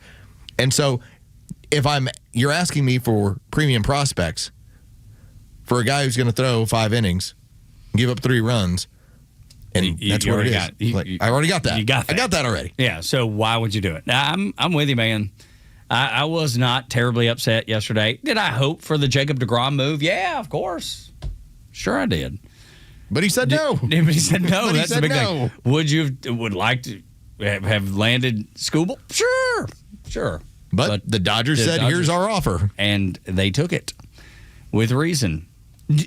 And I don't know that we'll ever be able to know, but do you think the Braves even put feelers out for somebody like that? I would imagine they put feelers out. Yeah. They would have. They're part of every conversation. Yeah, of course. So when the bet is too heavy for your blood, then you back it off. And like I said, I'm okay with it. Or you don't have enough. You don't have enough in your chip stack. Yeah. To take part in it. That's right. It's entirely possible. Everyone who thinks if they'd only offered X, you don't know. But they say they do on social media. I've seen it. Yes. They tell you they know. Well, listen, the Dodgers offered their 4th prospect overall, and our 4th prospect overall is just this guy, and that probably would have gotten it. Would it? There's a reason it didn't happen. And it wasn't because they don't want to win. Like, that's the thing that drives me up the wall, and you see it all over. The Braves just don't want to win. They're not committed to winning. Very simple baby response to stuff. So silly. Yes, they're 22 games over 500. They're 8 games up in the division, but they don't want to win. They're not looking to win. They're not looking to win. I think Acuna's contract being up the end of the year might have had something to do with it. Not this year. Is it the end of next year? Yeah. And I don't believe so because I don't think you're going to see him with another contract. You don't think he'll be a Brave? No. You talking about Acuna? Yeah. Oh, I agree with that. 100%. I agree with that too. That's why it kind of shocked me when you said it because I was telling my son this. The team holds club options for the next 2 years. So he is here until 2029 at 31 years old. And I'm not signing him to another deal. Not being injury plagued as he is. And it just doesn't make sense. It's just the logic. Just be logical about it. I'm with you, dude. 100% on that one. Nope. You get him for 100%. This year. You have 2 more, which is I thought I was going to be in an island alone. I really did. No, I'm not giving him another contract at 31. Me either. And I love him. But it's thank you and all the best. Thank you and all the best. That's why I really do feel that way. Hope you do swell. Yeah, hope you do swell wherever you end up. wherever you land. Hope you do swell at the baseball game. Sounds like a terrible breakup. It does. It does. That's right. It's almost like patting somebody on the head a little bit when you use it that way. But in Leave It to Beaver, that wasn't the way they were using it, and that's not the way I use it. But it does sound that way, and I can understand why you'd say it. Funny business. We're gonna have fun in the post-trade deadline Braves baseball. Got a bunch to watch, bunch to talk about, and the team's really doing well. And is it crazy that nobody seems to notice where they are in the standings and how well positioned they are? I'm sorry, I'm just taken aback by, if you follow it all the time, they're up by 8 games or 22 games over 500. They're having a great year. Don't ask Braves fans that. I think it's the injuries. No, here's the thing. You just pointed at your computer. All right, that's not real life. No, sure. These people, it's not a factor. Dude, walk out in that sales pit. They don't count either. I know. They don't either. But because they're emotional, because their fans money are emotional. No, their money is tied to this. Sure. So maybe that's go out in the battery. Go out in the battery. You know what they're hopeful for? A long playoff run. Sure. So they can sell lots of ads. Yes. And make a grip of money. It's not the same thing. We called my wife right now. She'd be like, we're first place, right? Oh, I can't wait to go to the game. I bet if you called 10 Braves fans, they wouldn't know where they are in the standings. I mean, I bet. I'm going to take that Pepsi challenge. I'm telling you, I bet if I asked 10 of my friends. Say, are they in first place or not? Now, if you got that simple, I think they'd probably get it. But if you had to name that they were 8 games up, well, not a chance. A little more detailed oriented. But that's what I'm saying. But I mean, are you in first place or not? It's not detailed. No, I know. That's what I'm saying. So, yeah, you could probably, they might be able to guess that. Sir, would you know if you're in last? I don't even know if they would. Oh, I think they would absolutely know if they're in last. Maybe. Text cousin Brittany. Ask her. Yeah. All right. Say, Brittany, what place are the Braves in right now? Hang on. Make sure that I got a text popped up. Maybe it ain't her. Make sure it's not her. Oh, my heavens. It's cousin Brittany's brother. Oh, there we go. And he's not talking anything about the Braves. He's saying, are you going to the Motley Crue concert? It's a great question. It is a great question. I don't know the answer Are quite you? yet. I don't know yet. I don't know. I've seen him about a dozen times, and I don't care. I like seeing him again. I would love to go. I don't know that I will. It's a Wednesday night. It's tough. Such a weird night to do a Motley Crue concert. Because that's hell-raising at its finest. You know? I mean, it is. That's hell-raising at its finest. And on a Wednesday night, I just don't know if I can be singing Kickstart My Heart at 11 o'clock. All right, I'm texting a couple of people that I know are into Braves baseball. But not in like an obsessive way. Just like, here. You know what I'll do? I'll even text the guy who works in Houston. All right, so I just sent it out to a handful. I'm just saying that if you had listened to the fans when they were like, go get Lucas Giolito can't pitch anymore. But I think we're saying very similar things, that fans are emotional. I'm just not going to let the emotional smaller amount dictate what kind of season that they're having. But the standard has now turned into, can you end up beating and winning a World Series? You got to beat the Dodgers. Quote, for the record, cousin Brittany, all caps, does know what place the Braves are in. So, See? cousin Brittany's pissed that I even suggested that she might not. And I don't even know if I did. I believe in cousin Brittany because as a general sport, I'm not saying that you have to be as plugged in as we are with this stuff. You don't have to. Every day I have here's the standings, here's the pitching matchups, here's who's coming up next, here's how long the homestand is. You don't have to do that. All you have to know is, hey, are we in first place? And, yeah, you are. By a lot. I don't know where cousin Brittany went, but I think Dick's Sporting Goods maybe because her and her sweet daughter got to say hello to Ronald. Oh, sweet. Look at there. Nice. That's big time, man. Look at there. Getting to hang out with old Ronald, getting their picture took. Getting their picture made, as my daddy used to say. Picture made? Get your picture made. Like it's a flash bulb and you got to stand there quietly for 1 minute. With a big drape. It's the truth. Oh, okay. Cousin Andrew, first place. And you're sitting here downplaying well, maybe they won't know. I don't know. 7.5 games up on the Phillies is what he says. I guess they won last night. Yeah, must have. So, Said, because Brittany's not pissed. She just felt the doubt over the airwaves, and she wants to get that corrected. Keep this in mind, Cousin Brittany. One of us believed. Yeah, that's right. One of us questioned. One of us questioned, and I was the one that questioned. I just, okay, maybe y'all are bigger Braves fans. I just than like those. that. I'm like, why don't you ask Cousin Brittany? Yeah. I'm taking the shot in the dark like, I believe. Yeah. She knows. And so I didn't even get the question asked because Cousin Andrew had already texted in. And then Brittany jumped in, too, because she listens every morning. And I'm grateful to both of y'all for listening to this. I love my cousin. Yeah, and I do. I got great cousins. Great cousins. Now, Brittany ain't going to steal your tires. I was about to ask. I was like, in terms Cousin Andrew of... not going to steal your tires. In terms of overall... Now, I'll leave Andrew out because, he wants to see a Motley Crue show, and I think that's pretty cool. Yeah, it's great. Societal contributions. Not value. Contributions. Where is Brittany in comparison to Cousin Curtis? Oh, no, Brittany's not going to steal from the poor to give to the poor. Okay. Now, she probably ties to her church. She probably, makes donations here and there to ball teams. But you're saying she's never, stolen the ashtray from Chili's and then given it to, somebody who was dire need of an ashtray. Yeah. Dire need of an ashtray. No, she's probably not done that.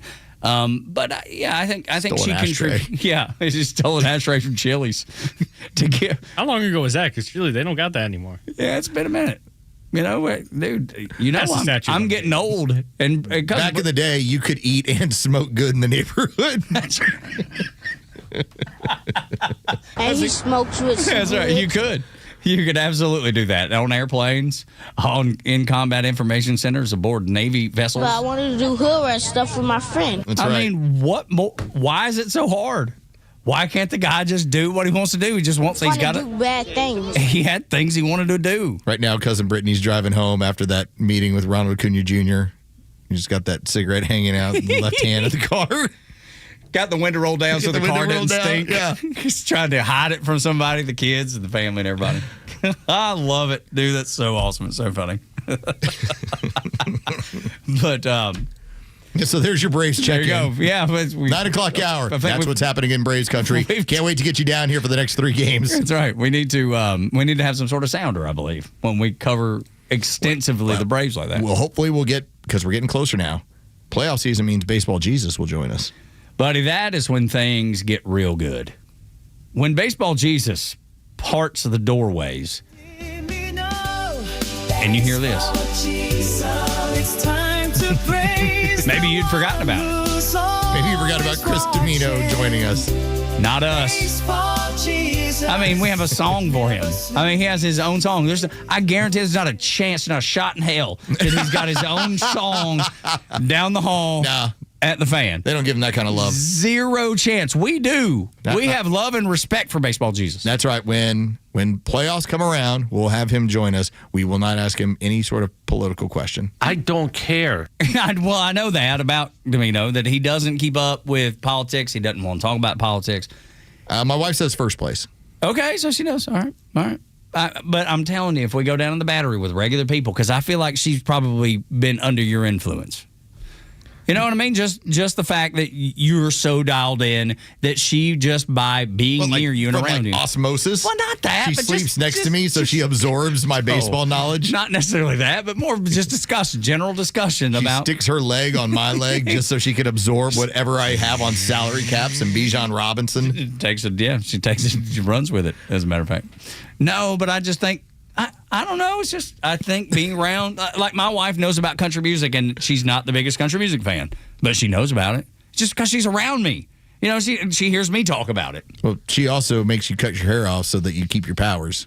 Well. Reverse Samson. Yeah, exactly. I mean, because if I were to grow it out and be a skullet, nobody wants that. Dude, that's the worst hairdo in the history of the world. And if you own a van. Then you wouldn't be able to lift anything anymore around the house. You'd be weak as a kitten. They'd be like, Tug, I need you help. Tug, I need your help moving this couch. Yeah. Again, I'm growing the skullet. The skullet won't allow it. Go shave your damn head. I'm too weak Get now. it done. Get it done. Pick the couch up by yourself. But Come on. I love this hair. That's right. I feel it on the back of my neck. It feels so nice and warm. It's wonderful. And this skullet, it's going to come back in style. It's going to cycle back around. So I saw this video, and You have different people that when they run fantasy football leagues, like the punishment is always whoever's last. Yes. Yep. Okay, they had one that was making the rounds where they made the guy take part in a bodybuilder show. That's fantastic. And whoever's idea that was he great. didn't fit, but that's funny. It's That's like the whole point. You lost the league, and so come like July, come August, there was a bodybuilder competition, and your friends made you go up on stage and sign up and do the poses and everything, right? Oh, that'd be awful. It's open to anybody. I know, but that'd be so awful. You know how embarrassing that'd be? That'd be terrible. I'm just wondering that if we had Tug lose a fantasy football league, could we convince him of the skullet? Like, dude, like 2 or 3 months skullet. God, it'd be so awful. That'd be so terrible. It'd be so bad. Grew out the worst looking set of skullet hair. That'd be so bad and so embarrassing.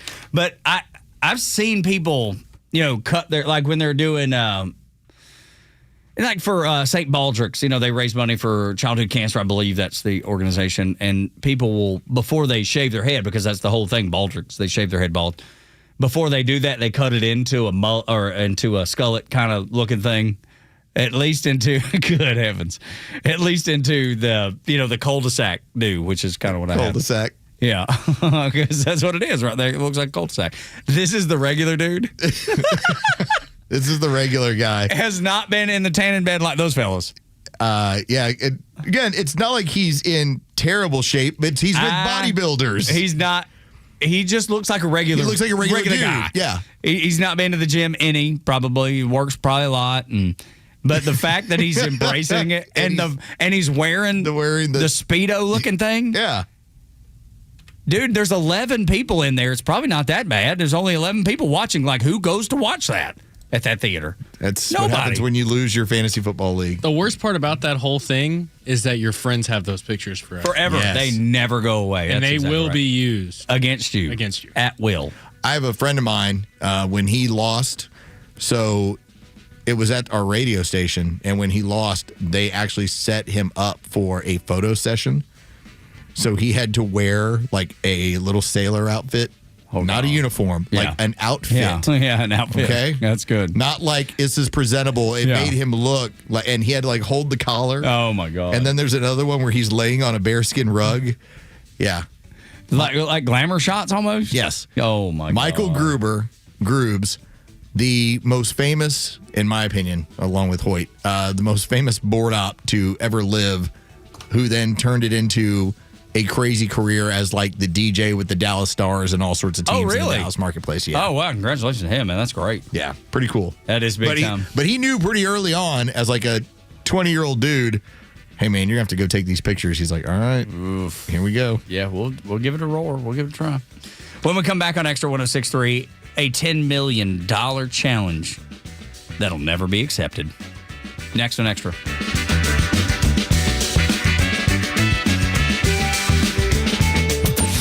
Every vote should count once and count right. Because trust in the process isn't optional, it's the law. And Extra 106.3 is proud to be Atlanta's conservative voice, bringing you the newsmakers and lawmakers that matter when it matters most. Listen live or stream us anywhere on the Extra 106.3 app. That humidity, it was going to cut you down. It's going to make you miserable. Not me. I don't mind humidity. I actually love it. I love heat and humidity. I love it. The one place that I will defer is I don't like it in the house. And we've had some rain. Yeah, grass is greener, which is good, but the humidity's here too. And if your home feels damp, sticky, or even uncomfortable, call Central Heating and Air Conditioning. They have whole house dehumidifiers. Helps remove the excess moisture throughout the house, more comfortable while your AC works more efficiently. And if you're thinking about doing this new system, you can get up to $1,700 in carrier rebates with 60 months, 0% financing with approved credit. Here's how you call Chuck and his team, second generation, locally owned HVAC company in Atlanta, 770-GET-HEAT, or go to centralheat.com. Central Heating and Air Conditioning, delivering carrier comfort for the world we share.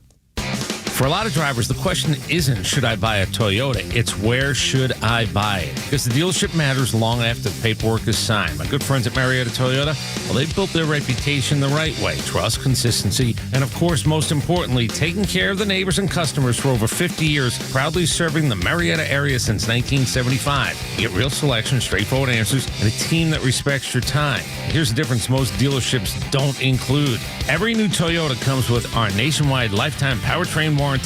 That's valid for unlimited time and unlimited mileage for as long as you own your Toyota. That's long-term confidence backed by Toyota quality and supported by a full team here after the sale with service and genuine Toyota parts on Cobb Parkway South. It's time for you to visit Marietta Toyota on Cobb Parkway South, about 3 miles north of Truist Park. Marietta Toyota. We've been here, and we'll be here for you. Nationwide lifetime powertrain warranty included with every new Toyota purchase. See dealer for coverage details, exclusions, and requirements. For the purpose of this commercial, we'll refer to erectile dysfunction as Ed. This is the story of Ed. No one likes Ed. Ed can be a real problem, a real downer. Ed can come between you and your partner. And if you let Ed go unchecked, Ed'll continue to destroy your hanky-panky plans. Ed has taken over your life. On date night, all you can think about is Ed. When you roll over in bed for the morning smooch, there's Ed. And when you're cooking a romantic dinner for your wife, there's Ed in an apron. So how do you get rid of Ed? Kick him to the curb with Total Body Therapy of Georgia. They're Ed experts. They understand what causes Ed to be Ed, and they know how to get Ed going in the right direction. He'll learn to stand on his own with proven all-natural therapies that don't require surgery or downtime. So if you've had enough of Ed, take matters into your own hands. Call Total Body Therapy of Georgia at 404-777-1911. Learn more online at tbtofga.com. In the military, the mission was clear. You knew what to do. Now, the mission has changed. Stepping into civilian life isn't about finding a job. It's finding your purpose. I wanted a career that would leverage the skills and discipline I gained in the military. IT just felt right. My Computer Career offers class schedules that fit into your life and skills in high demand. Put your VA benefits to work. Visit mycomputercareer.edu/CWP to jumpstart your IT career today. An elite CompTIA certification partner. Financial aid is available to those who qualify, including VA benefits. I enjoy a good night's sleep, and I like to breathe while I'm sleeping. My wife appreciates that, too. That's why I wear a CPAP. You want the right machine. You want expert advice. You want all the supplies that go with it. You get it all at CPAPs, etc. in Alpharetta. Machines, masks, tubing, filters, cleaning supplies, all of it, and they ship nationwide. Walk-ins, by the way, are welcome. CPAPs, etc. Alpharetta, CPAPsetc.com. The stories that matter to you. These are your Georgia headlines. It's Tuesday, August 4th, and here are your headlines. Veteran investigator looking into the disappearance of Nancy Guthrie says the release of 2 alleged ransom notes echoes the investigative strategy that helped identify the Unabomber. The investigator says the note may contain unique phrases that could identify the sender as the case reaches the 6-month mark with more than $1.2 million in reward money still unclaimed. The Decatur Fire Department is launching a firefighter apprenticeship program with Decatur High School. Students will be able to earn their firefighter certification while still in school, helping address the shortage, allow graduates to begin work sooner. And finally, with students back in the classrooms, Forsyth County Sheriff's Office is reminding drivers to obey Georgia school bus laws. Drivers must stop for buses on 2-lane roads and roads with center turn lanes, with violations carrying fines up to $1,000, points on your license, as well as possible jail time. Expect some rain in the afternoon today with a high of 94 and a low 71. The Extra 106.3 headlines. I'm Bryce Gobert. Rawr. Rawr. It ends the headlines, such a serious set of headlines, and we end with a Gobert roar. Morning Extra, Extra 106.3, Tug and Los until 10. Got another about 32 minutes with you. There is a challenge that will never be accepted. It just won't, because I feel like we've seen this challenge play out before, but I love it because it is one of those where it's like, you're so confident. Why don't you just step up? They won't. So what do we have? The Battle of the Sexes was in the 1970s in the Astrodome, where I think so. You had an older in Riggs going against Billie Jean King, who at the time was closer to her prime in tennis, and all right, she ends up winning that tennis match, right? That's how it all goes. Yes. Now, granted, That was the one time where we've ever even joked around about, all right, can somebody in their prime beat a man who is far outside their prime? And yeah, okay. Like, sure, I'm sure there's plenty of collegiate basketball athletes who could just kick my butt playing basketball right now. But that's different than, say, what Clay Travis is promoting. And what Clay Travis issued out was not a $1 million challenge. That was old. He went with a $10 million challenge. And what he said was, I'll put this up, $10 million to the winner between the Vegas Aces, WNBA champion, and a state high school champion boys team of my choosing. Whoever wins gets the $10 million. You say that you don't make enough money? All right, here's $10 million. And we will sell it. We'll promote it. We'll be able to take all this money. He talked about donating it to Tunnel for Towers. And this is what we will do in order to create like this version of, let's put your money where your mouth is. Do you really believe that men in the WNBA, even those that are, well, they've transgendered over to women, but they're men, would not destroy the entire league if you allowed them to play? And so that was the premise for all of this and the premise for that show. Now, the fun part about that is Clay Travis can actually do $10 million. Sure. Yeah. Yeah, very much so. Whereas a guy like, for instance, Torrey Smith, who played in the NFL for years, was like, well, I'd like to see you try and go up against him. It's like, no, you're missing the point, Torrey. This isn't about a 50-year-old man going against a bunch of 20-year-old athletes. This is about high school boys going up against professional athletes and still whooping them. It will be reminiscent of the April 2017 event where the U.S. women's national team lost 5-2 to the FC Dallas under-15 boys academy team. It was an informal scrimmage in April of that year. It's going to happen. If it were, if it were to ever happen, it would happen the same way it happened there. But the argument from our side is not that that is somehow shameful or that you've proved some weird point. Definitely not shameful. It's to try and show these wackadoos who actually believe there are no genetic differences in the sexes or that there are even more than two sexes. Actually, I take that back. It is kind of shameful. It's just the best women's team, the U.S. women's national team, lost to some 15-year-old boys. Doesn't surprise you one bit. No, it shouldn't surprise you at all.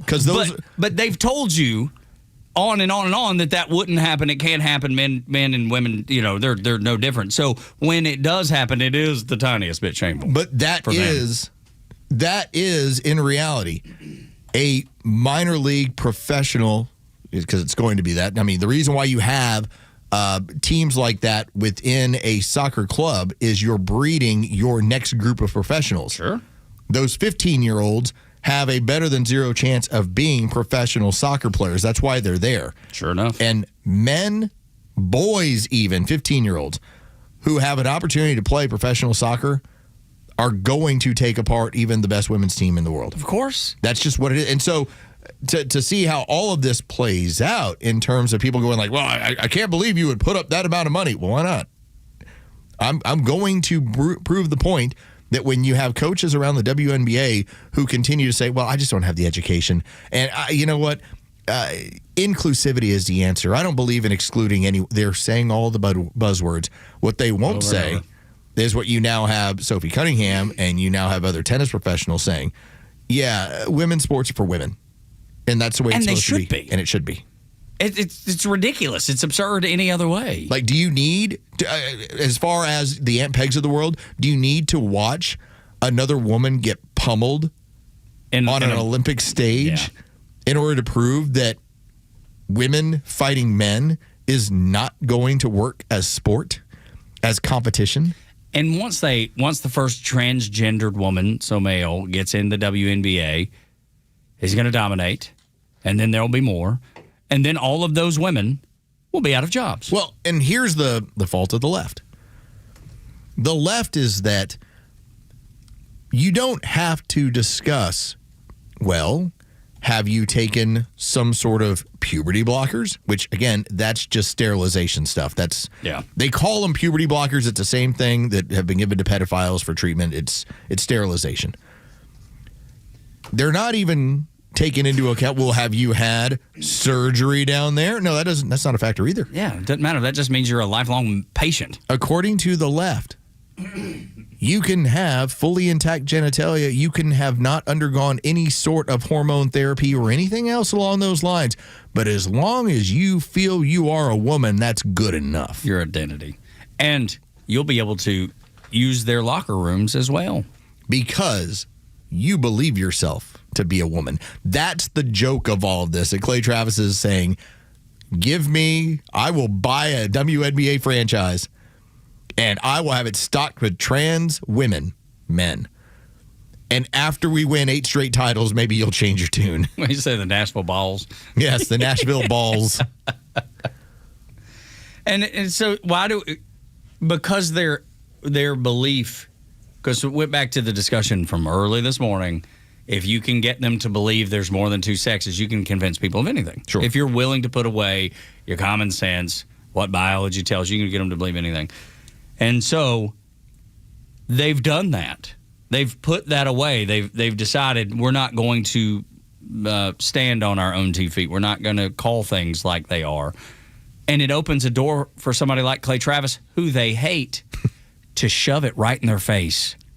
With the money. And actually the money to back it up. That's the shameful part. That they kicked the door open for him to do it. That's the reason why they hate it so much. Yeah. That's the problem that they have with it. And they know he's right. I can't do much about it. That's right. They know he's right. Now, and I'm going to make this about me, Tug. Okay. All right.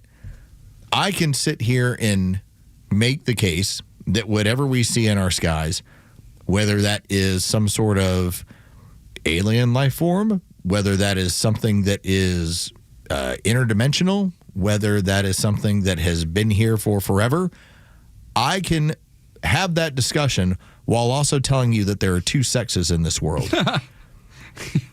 Yep. When the other side can't tell you there's 2, who sounds crazy? They do. Every time. Because, listen, you can always, in my opinion, the further you get away from water's wet, sky is blue, then there's always going to be a discussion open to interpretation.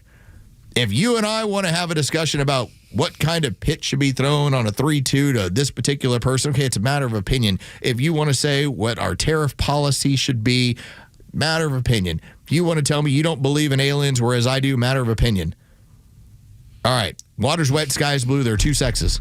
This table's hard. If you cannot have that base level of conversation and that there's a difference in those sexes, inherently, genetically, there is a difference, then you're lost. And that's what Clay Travis is pointing out. It's like if you really want to say that there's no difference, or fine, men can be women, then take my $10 million and let me show you.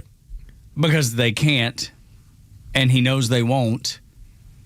Because he knows they'll be wrong. And they know it too. That's the reason they won't do it. Because they know it's already been proven once with some 15-year-old boys. It's already been proven. So this you want me to prove it again? We can prove it again. And then $10 million be given to charity. But they won't even do it because they don't believe their own BS. I brought this up with Tug when we were in a commercial break. If you were to take let's say my daughter's high school volleyball team, and you grab 6 boys out of the school, just said compete against them. Well, those boys are going to get killed.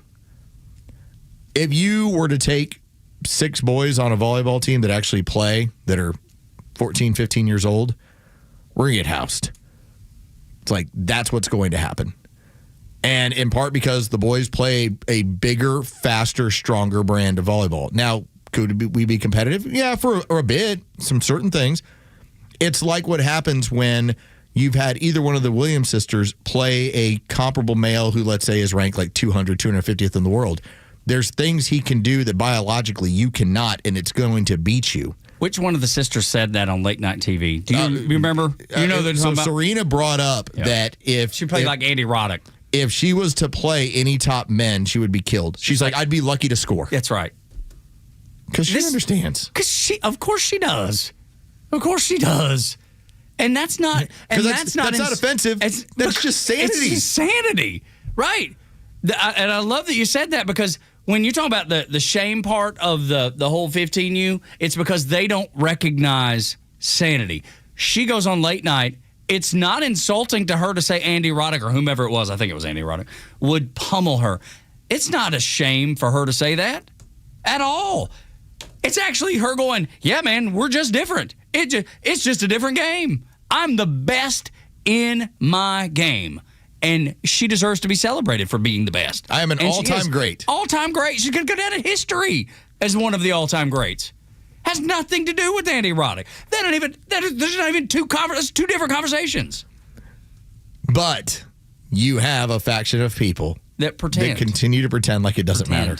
And they will. Have you ever seen the videos? I'm sure you have, of the people that take the other side, that men can be women, and they just, they're so adamant, and you just can't talk any sense into, you can't reason with them at all. To me, this is like when... It's like brainwashing. Oh, it very much so is. But it also follows this pattern. If I wanted to tell let's say my oldest daughter, and she said, hey, I want to be president one day, I'd be like, okay, well, you'll have the eligibility and you can make this sort of things happen. If she said, I want to be an astronaut or a chef or a veterinarian or a doctor, I'd be like, cool, all right, we can make all that happen. If she said, I want to be able to be the fastest track athlete in the world in the 100 meters, I'd be like, well, you've never done it before and you're fast, but it's a different kind of fast. Okay, there's certain limitations there. Now, I'm not going to discourage her and be like, hey, give it a try. Whatever, but give it a roar. It's like when I say I want to dunk. Okay, that was for a different time. I can't dunk, and I'm never going to be able to dunk. All right, it's just how it is. The fact that, on that side, you have this leftist mentality that telling somebody that they would never be is somehow so offensive or dehumanizing to tell a man, you will never be a woman. Or vice versa. Yeah, ever. Instead of doing the right thing and saying, hey, man, like, I don't know what's going on. I don't know how you feel in some kind of weird way. I love you anyway. I support you anyway. But I've got to be honest with you. You probably need to come to some realization. You need to find some sort of center. Maybe you need to find church. Maybe you need to find a therapist. Whatever it is that you need to find. Probably a therapist. You need to find something. I saw a funny post that had a picture of Rachel Maddow, one of my favorites, and Ellen Page. And it talked about how Ellen Page had spent that much money to look like a lesbian Rachel Maddow, which I was like, oh, she looks exactly like Rachel Maddow. She does. Yeah. That's what you paid for. It's like, no matter what, the genetics won. A friend of mine was talking about how their younger son had such a crush on her when they were coming up, when she was on was it Disney? Is it Disney or Nickelodeon? Whatever it was. She did all the X-Men movies from early on. But had such a crush on her, and now it's just like, what's going on? This is awful. That's what happens after, by her admittance, being sexually abused 3 different times. Yeah. She actually turned herself into somebody that would not be attractive by men in Hollywood. They would stop attacking her. Awful. It's so awful. Tug and Los until 10 on Extra 106.3. J.D. Vance must step aside. I'll tell you why next.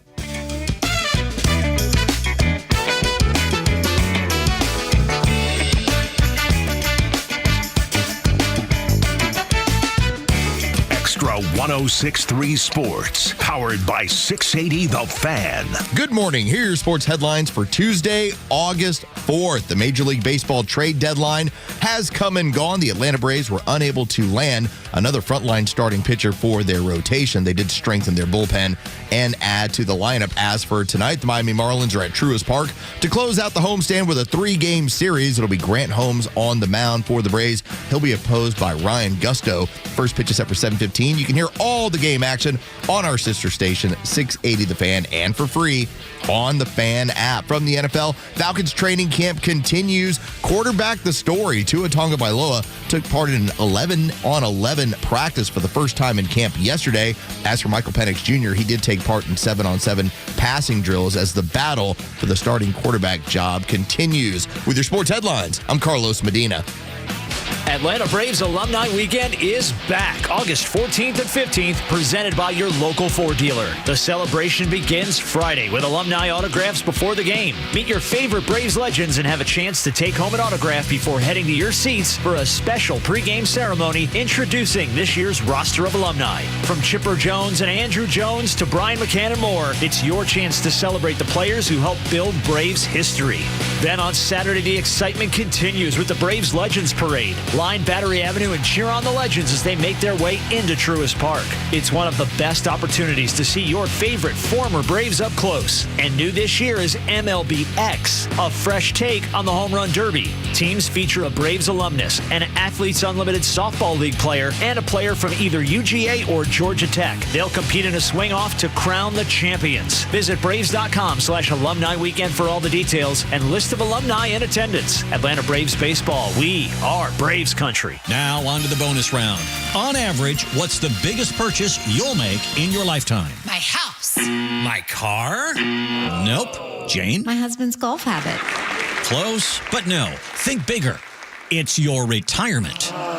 Think of all the effort and research you put into buying a car or your home. And while these are important purchases, the cost doesn't come close to a 25-year retirement. You're literally buying a lifestyle. So what kind of lifestyle do you want? Evan Ward and his team at Atlas Retirement help clients plan for retirement based on their individual goals. Whether it's an Alaskan cruise or taking the grandkids out for snow cones, a trip to Europe, or a trip across town, the team at Atlas Retirement can tailor your retirement to the lifestyle you've always wanted. Call 678-252-5224 or atlasretirement.net. Investment advisory products and services made available through Impact Partnership Wealth, LLC, IPW, a registered investment advisor. Hey, it's Front Office Los with Tom, the honest car guy. Let's talk about the new way to buy a car in 2026. Tell me how you can save clients thousands of dollars in this process. I got a customer here, Jeff Everhart. I met him today first time because I delivered his 25 model Honda Pilot, fully loaded with only 16,000 miles on it. Jeff,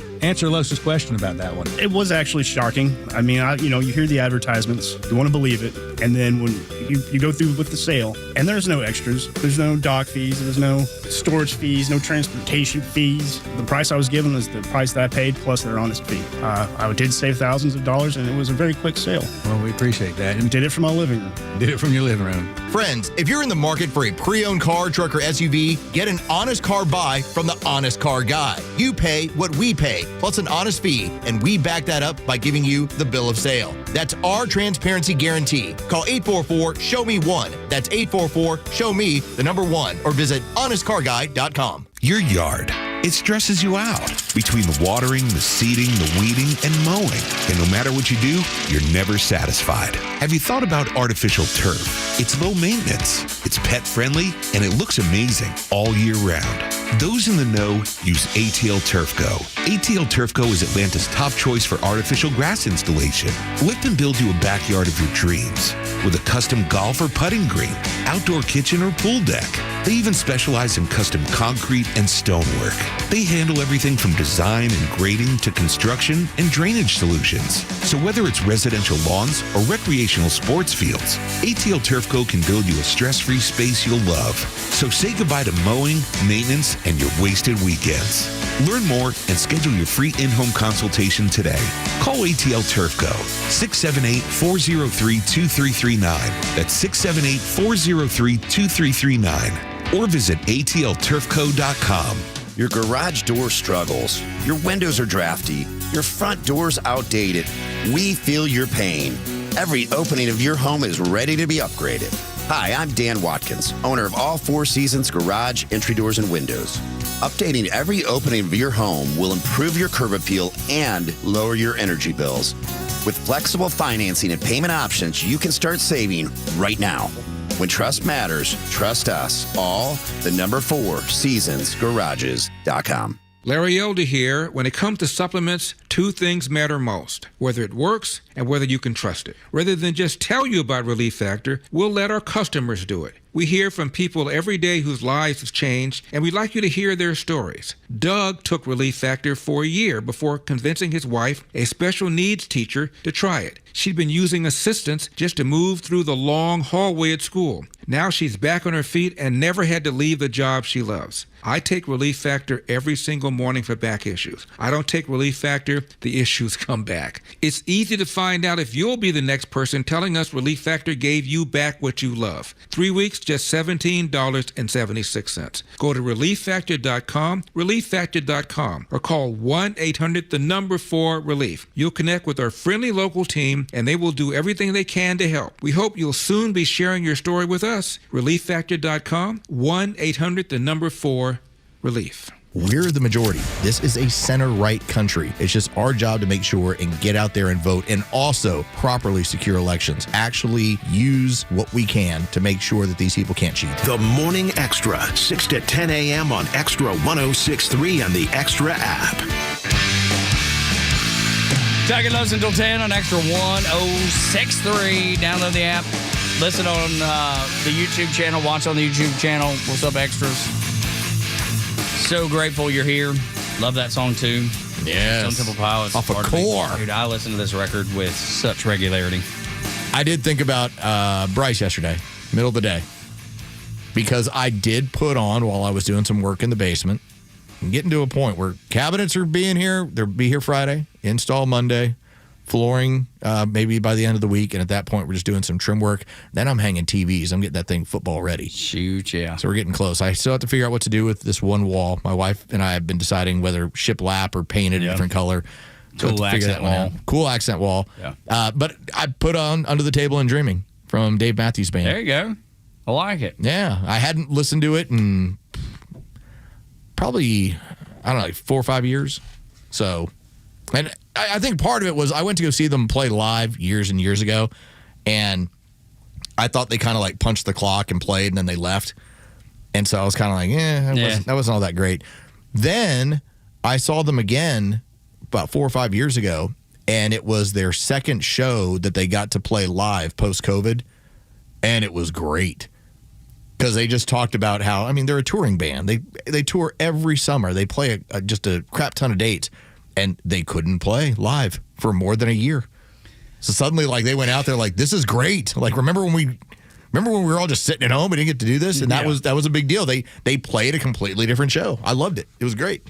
What we say, Satellites, Dancing Nancy's, Ants Marching, Jimmy Thing. God, there's so much good stuff on that record. It's a big album. I love Jimmy Thing. It's a great record. The real question is, did you get your outlet situation figured out yesterday? Oof. We haven't talked about that, dude. All right.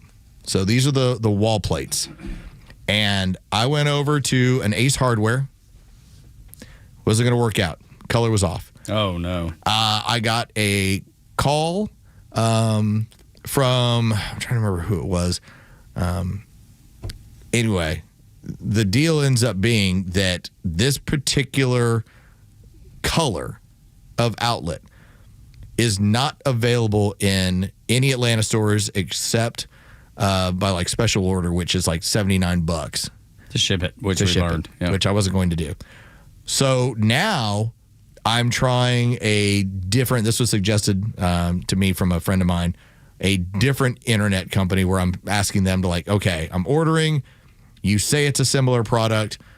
I ordered 2. We'll see what shows up Thursday. Gotcha. And then you know whether to order the rest of them. Yeah. I see. I'm just hoping it is a similar color because my wife, for some reason, wanted this particular color. And it's just it's an off-white. It's called Subway. We ran into something very similar, except the color was ash. And it is the grout in the bathroom that was torn out and now being put back together, right?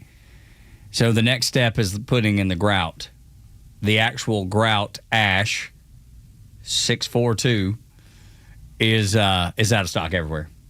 The only thing that we found was you could go pick it up. There was a place in North Hollywood, California that has bag. They were charging $55 for it or whatever, $60 for it. Or you could ship it for $183. Like, that same pain. Exactly. It's just crazy. Exact pain. Exactly right. So we found something. We've been researching, trying to find out, what would be so similar. And we're reading blogs about grouting showers, and they're like, if this ever happens, the shower actually is the best place for this to happen because it's the most, least likely that anybody's going to notice or to see it or pay attention to it, and because of the lighting in an actual shower, it's probably not going to be on display as much. Notice it. You might be the one. Yeah. Thankfully, it's our son's bathroom upstairs, so Laura won't ever see it. Oh, then she'll. Yeah. But let me tell you, she was just like your wife. She was not okay with the different color, and I was like, well, let's just go and see if we can figure something out. And I convinced her on it, so we're going to try something at Home Depot that is supposed to be as similar as you could possibly get. It's even got the same name, the same SKU number. They even call it Ash, 642 or whatever. So we'll see how it turns out. But it's crazy that you had that issue yesterday, and then by the time I got home, I was having the issue. I wish you much luck. Yes. Now that you have the exact same, well, we can send it to you for like $180. It was unreal. I was like, are you kidding? Yeah. Wall plates that I think I was buying maybe like $50 worth of them. And they're like, yeah, not a problem. Truck delivery, $79.99. I'm like, what? That's crazy. It's just insanity, dude. It's like setting your money on fire. No need to do it. Yeah, it's like I got to figure out a different option there. I've always said that, J.D. Vance is the heir apparent. It's obvious. And Marco Rubio's his buddy, and they're not going to go after each other in a primary. It's just not the way it's going to work, man. J.D.'s going to be the nominee, and Marco's going to be the VP for 2028. I've decided that J.D. needs to move aside. And the reason I decided this is because of what he said. He's one of us. He's just like you. He was asked by Laura Trump in one of her Fox News TV shows that she does about what he'd like to do if he had the whole day off. What would you like to do? Full week off without having anyone access you, what would you do? If I had a full week off, I'd be wondering what was going on. I'm being honest, and maybe that'll change when I'm out of this job. But if I could make the world stop for a minute and have nothing going on, I'd love to well, my wife's going to hate this answer, but I'd love to sit down and watch every college football game starting at noon Eastern until when the West Coast games end at 2 a.m. our time Eastern. I'd love to go to do that at least one weekend. I doubt I'll be able to do that anytime soon. My guy, he's one of us, Los. He's one of us. I am one of you. That's right. Absolutely. So I have had that weekend. You've had that weekend. Sure. And the strategy for how to do it, and of course, Marco Rubio is not going to bring this thing up. It's what time do you start for the 3:30 kickoff? Because you start off 9 a.m. game day, ideally. 9 a.m. game day, you're starting to watch a show, have a little breakfast, maybe make sure the kids are good. Then you figure out what time you got to grill and what time you have to start doing some adult beveraging. It's fun to do bad things. That's right. Yes, it is. By the time that you get through that 3:30 kickoff, well, now you're getting the 7:30, 8 o'clock starts on ESPN, and it's another round of SEC football or anything else. And then you got to hang in there for the West Coast games because now you're going to catch UCLA, Southern Cal, Oregon, and it really is, can you make it to 1:30, 2 o'clock in the morning? To be honest, it rarely happens for me. It's tough. That's a tough. It's got to be a big game to do it. Yeah. And but that's what Marco would want to do. And I already love the guy. Now that I know that he is one of us. I am one of you. There it is. There it is. Now that I know he's one of us, that makes me like him. I understand that y'all are Cuban and you love college football. I am one of you. That's right. Absolutely right. God, I love Marco Rubio. I would love to know what J.D. Vance's answer on that one would be. I bet it's probably something similar. So not just like J.D. Vance, because he's going to be a great nominee, and Marco's going to be a great vice presidential candidate. And then they're going to win for us and save America. God bless America. How about that? End on a positive. For Front Office Los and Bryce, I'm Tug. Y'all come back now, you hear?